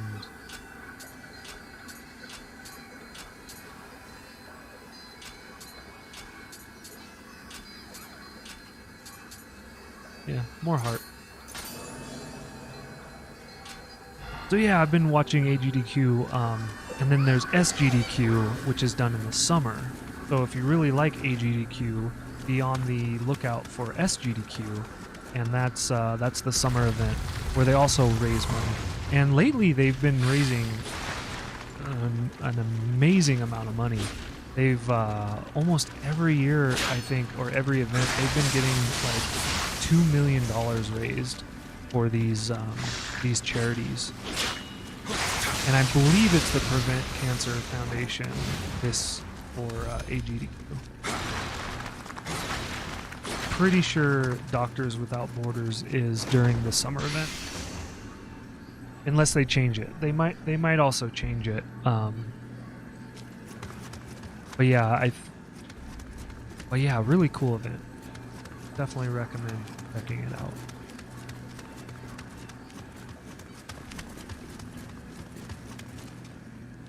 But yeah, is there oh yeah, we are at the beginning. I remember those guys. Okay, cool. We don't need to go that way. I was just kind of trying to have some memory behind it. Yeah, is there any games that you would be really interested in, Panda? Panda Dalian. I always like saying your name. I feel like there's a little bit of concentration still and effort that I have with your name, but I enjoy it.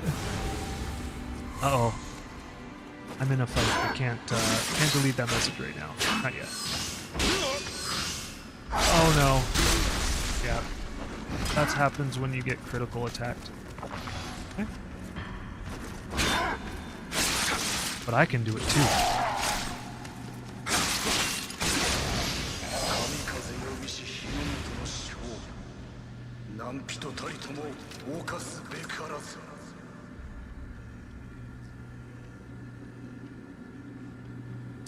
Yeah, lots of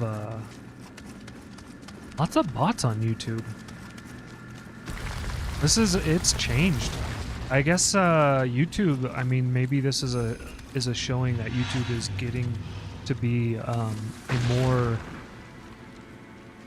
successful website or platform, right? Because like when I streamed before on YouTube, you didn't really see any bots at all.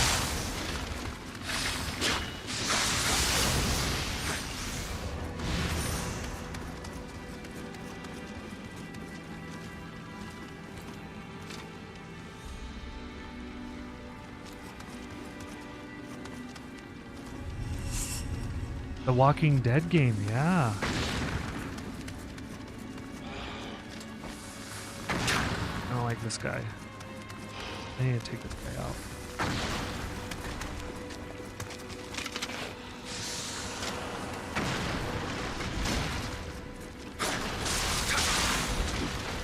Gotta be careful. Oh yeah, this guy's arrow in face, right? Uh-oh. There we go.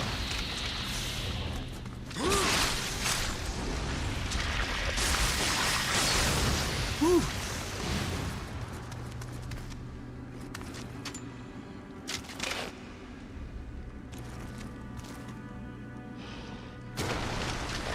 Oh man,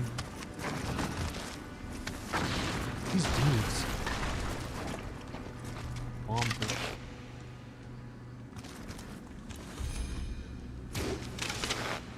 Oh come on! There we go. We got it.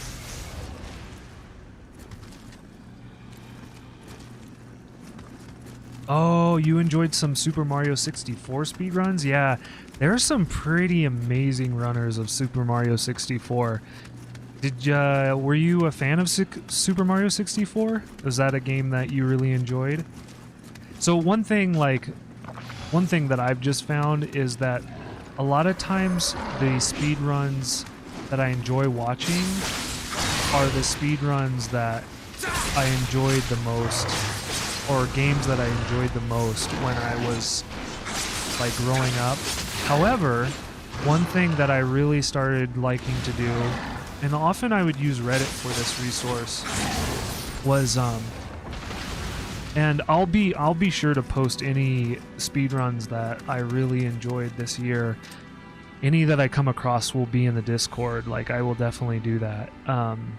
But yeah, I would use Reddit. I would use sometimes websites to see what the best speedruns of the year were, and then I watch those speedruns. So a lot of the time, the unfortunate thing is you can't watch it live, but at least you can watch all the VODs like from each year. You can watch every speedrun, and usually they have it pretty well sectioned out. So what does that mean? Like they do a pretty good job of chaptering each video.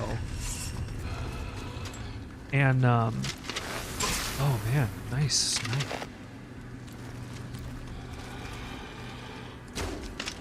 I can do it too.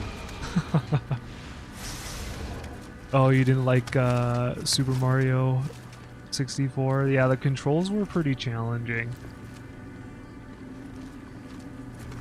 Yeah, and there's a bunch of different ways, like there's a bunch of different categories is what they're called in speedrunning, where people like they can do glitch runs where it doesn't matter how much they break the game.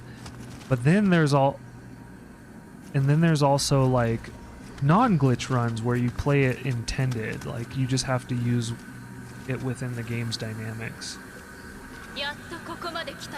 Yes, I have. Okay. You've never played a N64 game. So you've never played GoldenEye.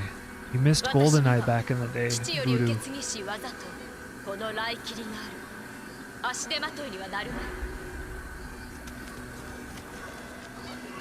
We'll take one more level. Man, we have a follower. That must mean we're gonna like. It's gonna be a hard boss. I think that's what that means. That's what I'm expecting. Hard boss.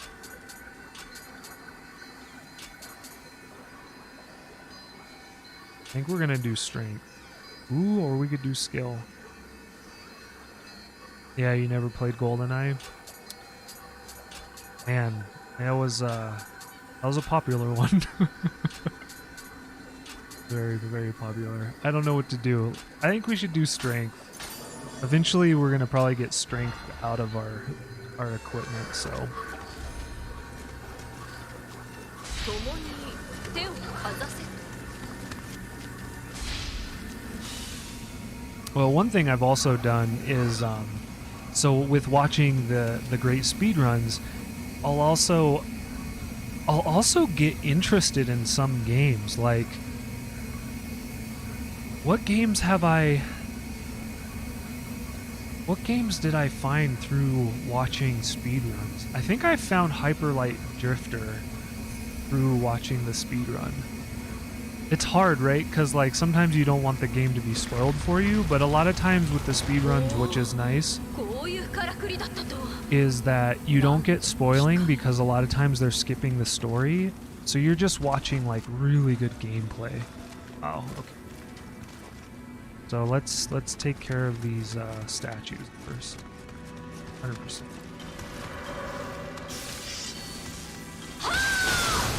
Oh, no. Let's let you take care of the statue. I like it.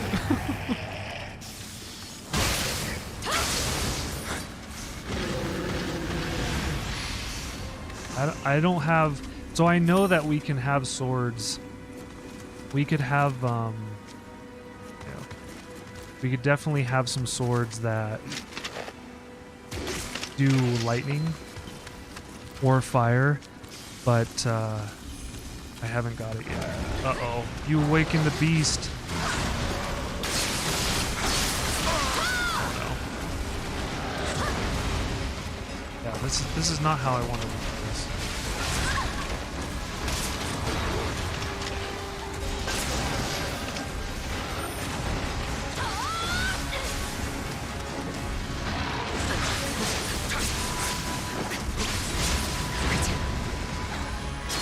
Oh no, she died! I hope not. I hope she didn't die.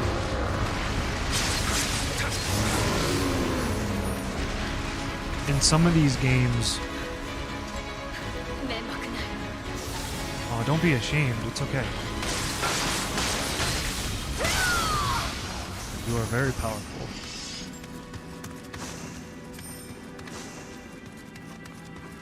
Yeah, there was this kind of funny event that happened that's related to her shaming right there that happened in Skyrim. Like,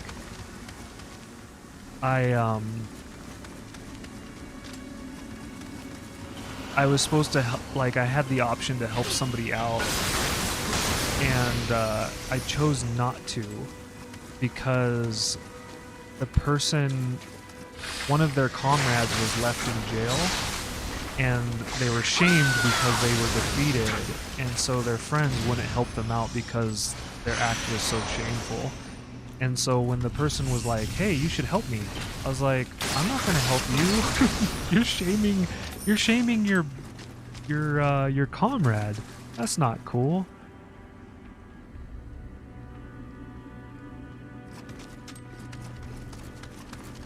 All right. Let's take care of Samanoke.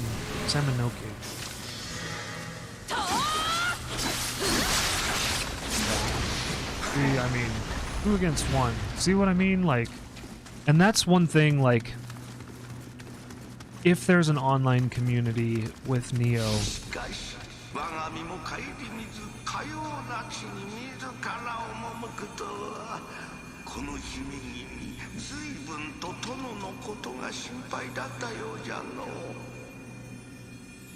おい、お主何を一人でにやついておる。あよ先へ進むぞ。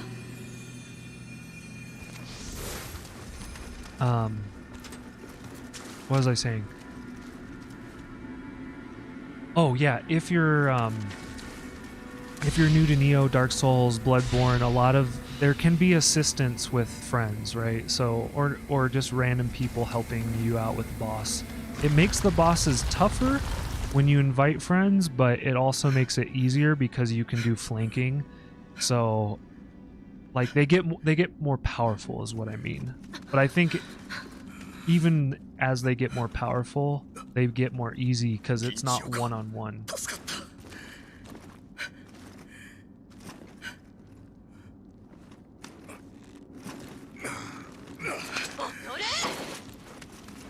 What? Hey, what the hell are you doing? 貴様何者じゃ。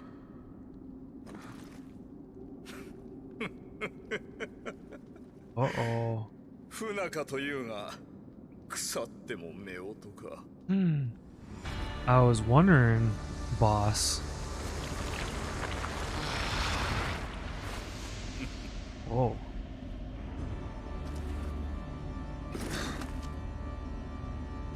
I found you.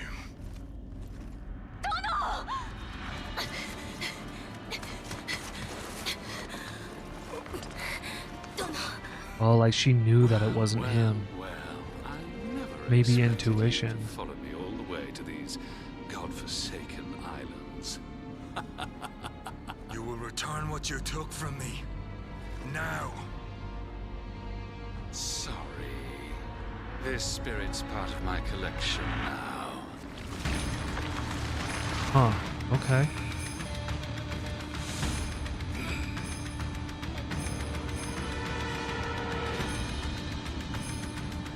Alright, here we go. This is boss time. Oh, and it's one versus one. Okay. Learning moves is part of it. Uh-oh, that does not look good.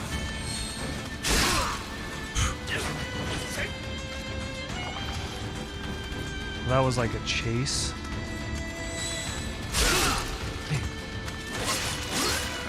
Okay. I don't know what I learned there, other than I should probably not run away. I should maybe run towards.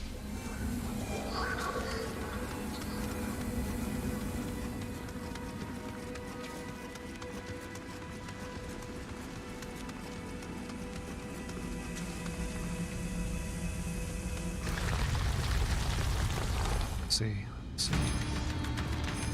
Ah, thank you. Okay.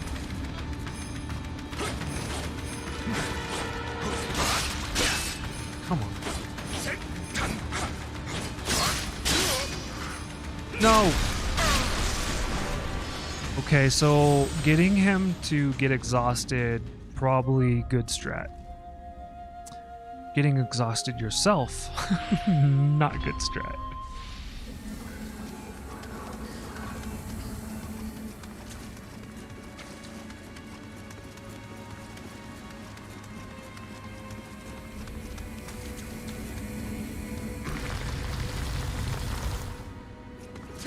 Death comes quickly.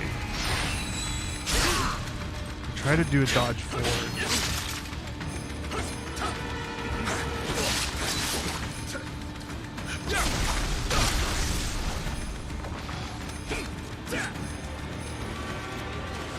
Whoa. Okay, here we go.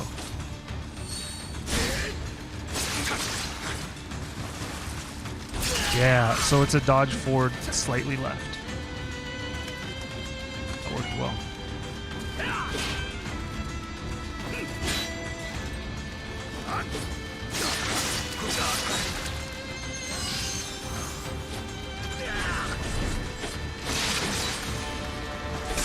Oh, I think I got this. I think I got this fight, unless it's like a two-part. It could be a two-part, or what? Yeah, what is right? What just happened?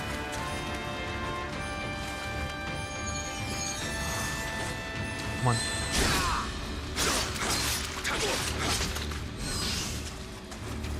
I think I got this fight. One of the easier boss fights so far.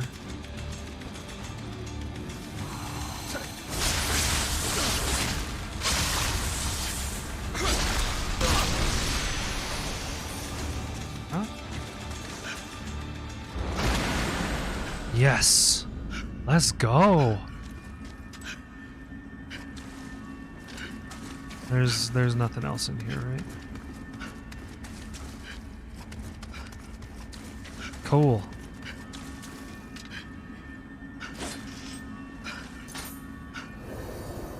And we got some amazing equipment from it.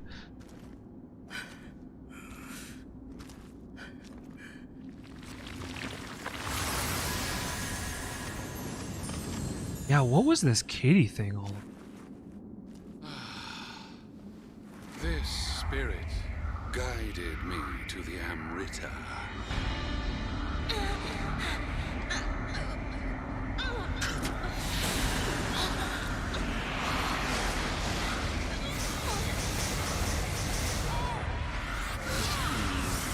I think it's time to move on now.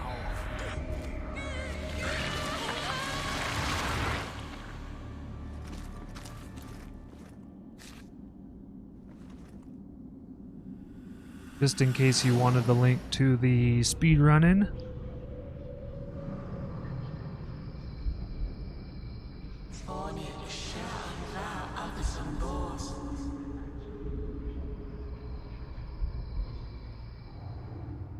Huh. あの守護霊、お主にとって大事なものらしいな。お主が使った方がこの来切りも喜ぼう。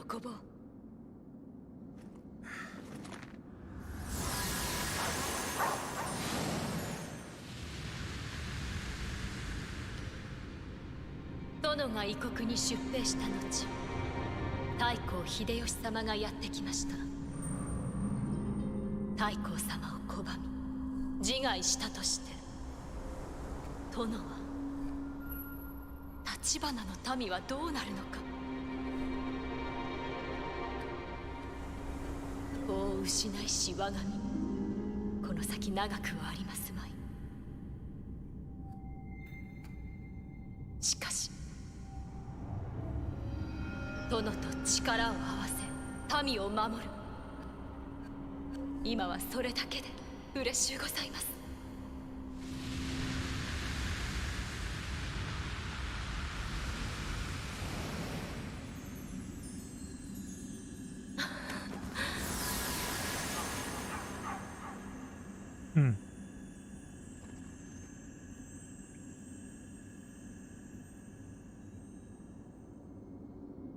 Interesting. Possessed by Riken. Yes, spirit division. I think I got more spirits. I need to look into this.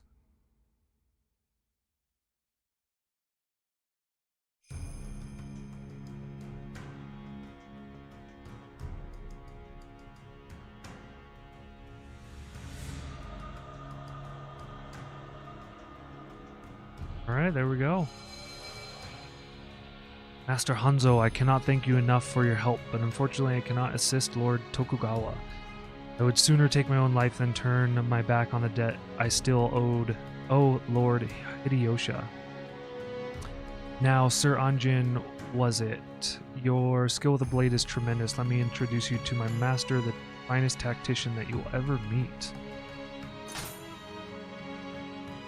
New dojo. Got a new mission, and we got a new Twilight mission. Okay, so the Twilight missions are locked. We have access to that now. Interesting. Oh, and we can go to a different region? Wow. We got the submission. Interesting. Interesting that the submission is in a completely different place.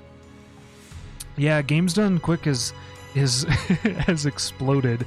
They often I don't remember how many viewers they keep in other times, but yeah, they got 88,000 viewers right now or something like that. I don't know, I'm not on the page anymore, but yeah, I was actually looking for somebody to raid because we're gonna be raiding off. Yeah, I'm trying to think. I was thinking about some games that I would appreciate. You know, some games that I've probably appreciate watching speedruns. I haven't even looked at the schedule. So if you're curious, what you should do is look up Games Done Quick and go to their website. I think it's gamesdonequick.com. And they have a schedule. They always do this. And you can see the list of all the games that happen and the timings that happen.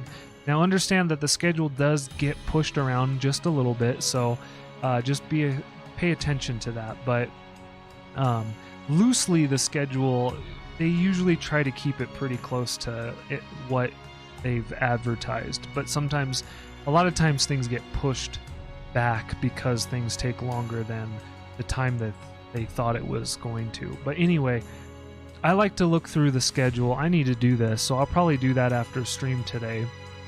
Look at the schedule. I've just been kind of watching it on the side this weekend since Sunday. Yesterday was the first day. So it's a week. It's till this next Sunday, which is why we're not doing our magician cosplay this weekend as well. So we're going to be doing our magician cosplay in 2 weekends, 2 Saturdays. I'm going to be announcing it on Twitter. I'll be announcing it on Discord. If you're around and you want to join the Discord, there's the link for that. Also, I got all my socials in the About Me section. And so I'm going to look at the schedule, and then what I do is often any games that I've been really familiar with and I've played. So I probably wouldn't watch the Nioh, though I was watching Nioh 2 speedrun yesterday.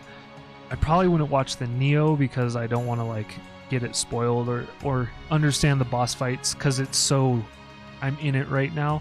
But I'll often watch games that I just beat. So what is something I just beat? Skyrim. I don't know if there's a Skyrim, but I would totally watch that just to kind of see somebody blow through that game. I've watched a lot of the Elder Scrolls speedruns, like Morrowind for sure. Watching the Morrowind speedrun, by the way, is a pretty entertaining time. Morrowind, if you're unfamiliar with the RPG, would probably take you anywhere from 40 hours your first playthrough if you really focused on main mission. If you didn't focus on main mission like me, you get 40 hours in and then you still have the main mission to go, which is what kind of, I don't know how Skyrim did, but basically those games are like 200 hours easily if you wanted to focus the time into that, because there's so many things to get lost into, crevices and things to explore. So watching the Morrowind, somebody beat it in like 30 minutes is fantastic. It's really funny. It's really funny how they don't even glitch it. They use all the game dynamics in the way that they're meant to be used, and it just so happens that you can get everything you need and play perfectly to the last boss in 30 minutes. It's a I'm familiar, but here's the thing, right? I like RPGs and I'm familiar with Morrowind, and I spend a lot of time in Morrowind, so I think that's kind of what makes the experience real palpable, right? It's what makes it's what makes it really real, like the fact that I like it. I was just figuring that we would get over to this music. But yeah, that's one thing. So anyway, if you're interested in watching the speedrunning event AGDQ today, this year, really recommend checking out the schedule and watch things that you've recently played. Check out Reddit. Post anything that you see in the Discord, any awesome runs. I really like watching great gameplay and amazing commentary. Even if the gameplay is not even that great, if the commentary is good, I'm there, and I really like those streams because it's a really fun time. You learn a lot of great things. A lot of times the commentators talk about the tricks that the speedrunners are doing, or because a lot of times you don't even know the difficulty of the sections that they're going through, and so unless a commentator is pointing those out, a lot of times they'll just fly by your head, right? So yeah, I know there's one speedrun, there's a couple games that I'll usually avoid. One of my favorites, though, I don't know if they're doing it this year. So one of my favorite all-time favorites with AGDQ, at the speedrunning event, is always watching the Super Metroid speedrun. I really love playing through Super Metroid, SNES, Super Nintendo, and had a really fun time watching. It's a race, so you get to watch 4 competitors all race each other through the game. And so I particularly really like the races, like the Mario races, like Super Mario World or Kaizo races, Super Metroid races. I'm trying to think of some other races. I think Mega Man races. Yeah, all those races are often really entertaining, and really there's this edge of competitiveness that keeps it often pretty spicy too, because sometimes with speedrunning there can be lulls depending on what the game is, what the speedrunner is doing, and what the commentator is doing.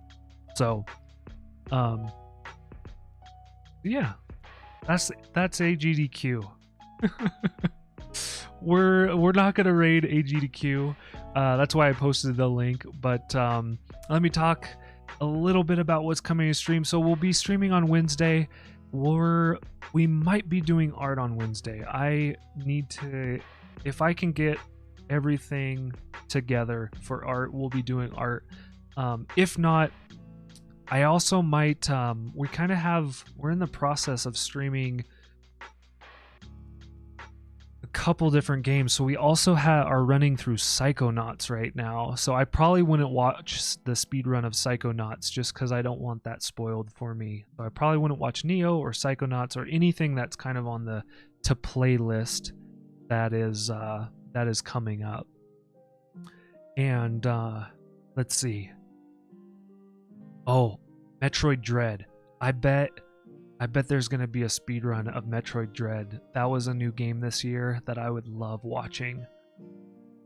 Yeah, I got to make sure to meet that or see that one for sure, 100%. Cool. All right, we're gonna raid somebody I haven't raided before. But I like they're playing Bloodstain, Ritual of the Night, and it's their first playthrough, and they're a cozy streamer, so that seems like a good time. And Bloodstained is pretty challenging, so if you'd like to stick around for the raid, I'd greatly appreciate it. If you'd like to participate in raid hype for all the Twitch users that are here, there's the raid hype, or you can use your own raid hype, whatever you would like to do, as long as it's positive. I guess going in a negative rating would totally not be my thing. But yeah, if you want to show some love, show some hypeness in rating. Yeah, Panda, it was so good to see you today. Have a good one. And yeah, we're going to be streaming on Wednesday. We'll be streaming on Friday as well. And one of those days will be Psychonauts, and I'm still working on the next content that I'm bringing to you. So I think there's a hint. I've done something new in the Discord. If you're in the Discord, there's a new channel that I posted to, and I'm pretty sure, without spoiling too much, I'm pretty sure what we're going to be going into soon is going to be very much roleplay and very similar. So if you're intrigued, check out the Discord, check out the new channel, and let me know what you think about the content. I haven't really posted this. I haven't even really announced it in the Discord. I just posted it live this weekend and was like, you're free, because I was working on it this week, like mostly on Saturday, I think, maybe on Sunday too. But I was working on it, and then I released it without really announcing it. So anyway, if you're curious, check out the Discord channel. It's a journal. So there's the journal of Elira Moonstruck. You can go check out the journal of Elira Moonstruck.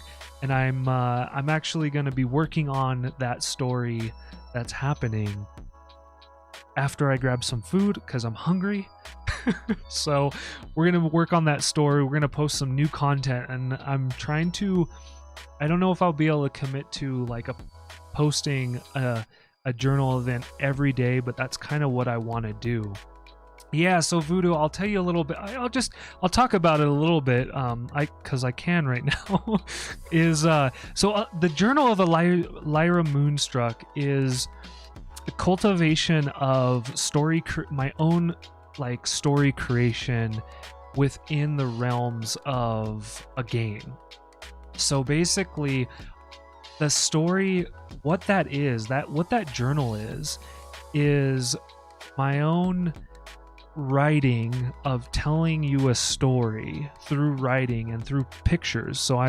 And this is what's important, is like I'm trying to make it not just text. I'm trying to show evidence and support of what's happening in the story and the documentation of the actions. So it's almost like a stream. But it's in written and picture format. So it's kind of a condensed version of the interesting things that have happened in the universe. So yeah, check that out. Read through it. I hope it's entertaining. Honestly, that's why I'm posting it. I'm hoping that it connects, and I probably need to talk about it and announce it in the Discord. So I'll probably work on that first. I'll work on announcing it and let everybody what it is, because obviously you might have been confused, you might have been wondering what it was. So I'll probably work on the announcement, just letting everybody know that it exists. But yeah, it's pretty fun. I don't know who Lyra Moonstruck's gonna become, but I know how their journey started, and their journey started with them going to an island to mine some ore, and they got ambushed and taken advantage of and left for dead. And then you follow her travels of what happens in their life. So anyway, that's what it's all about.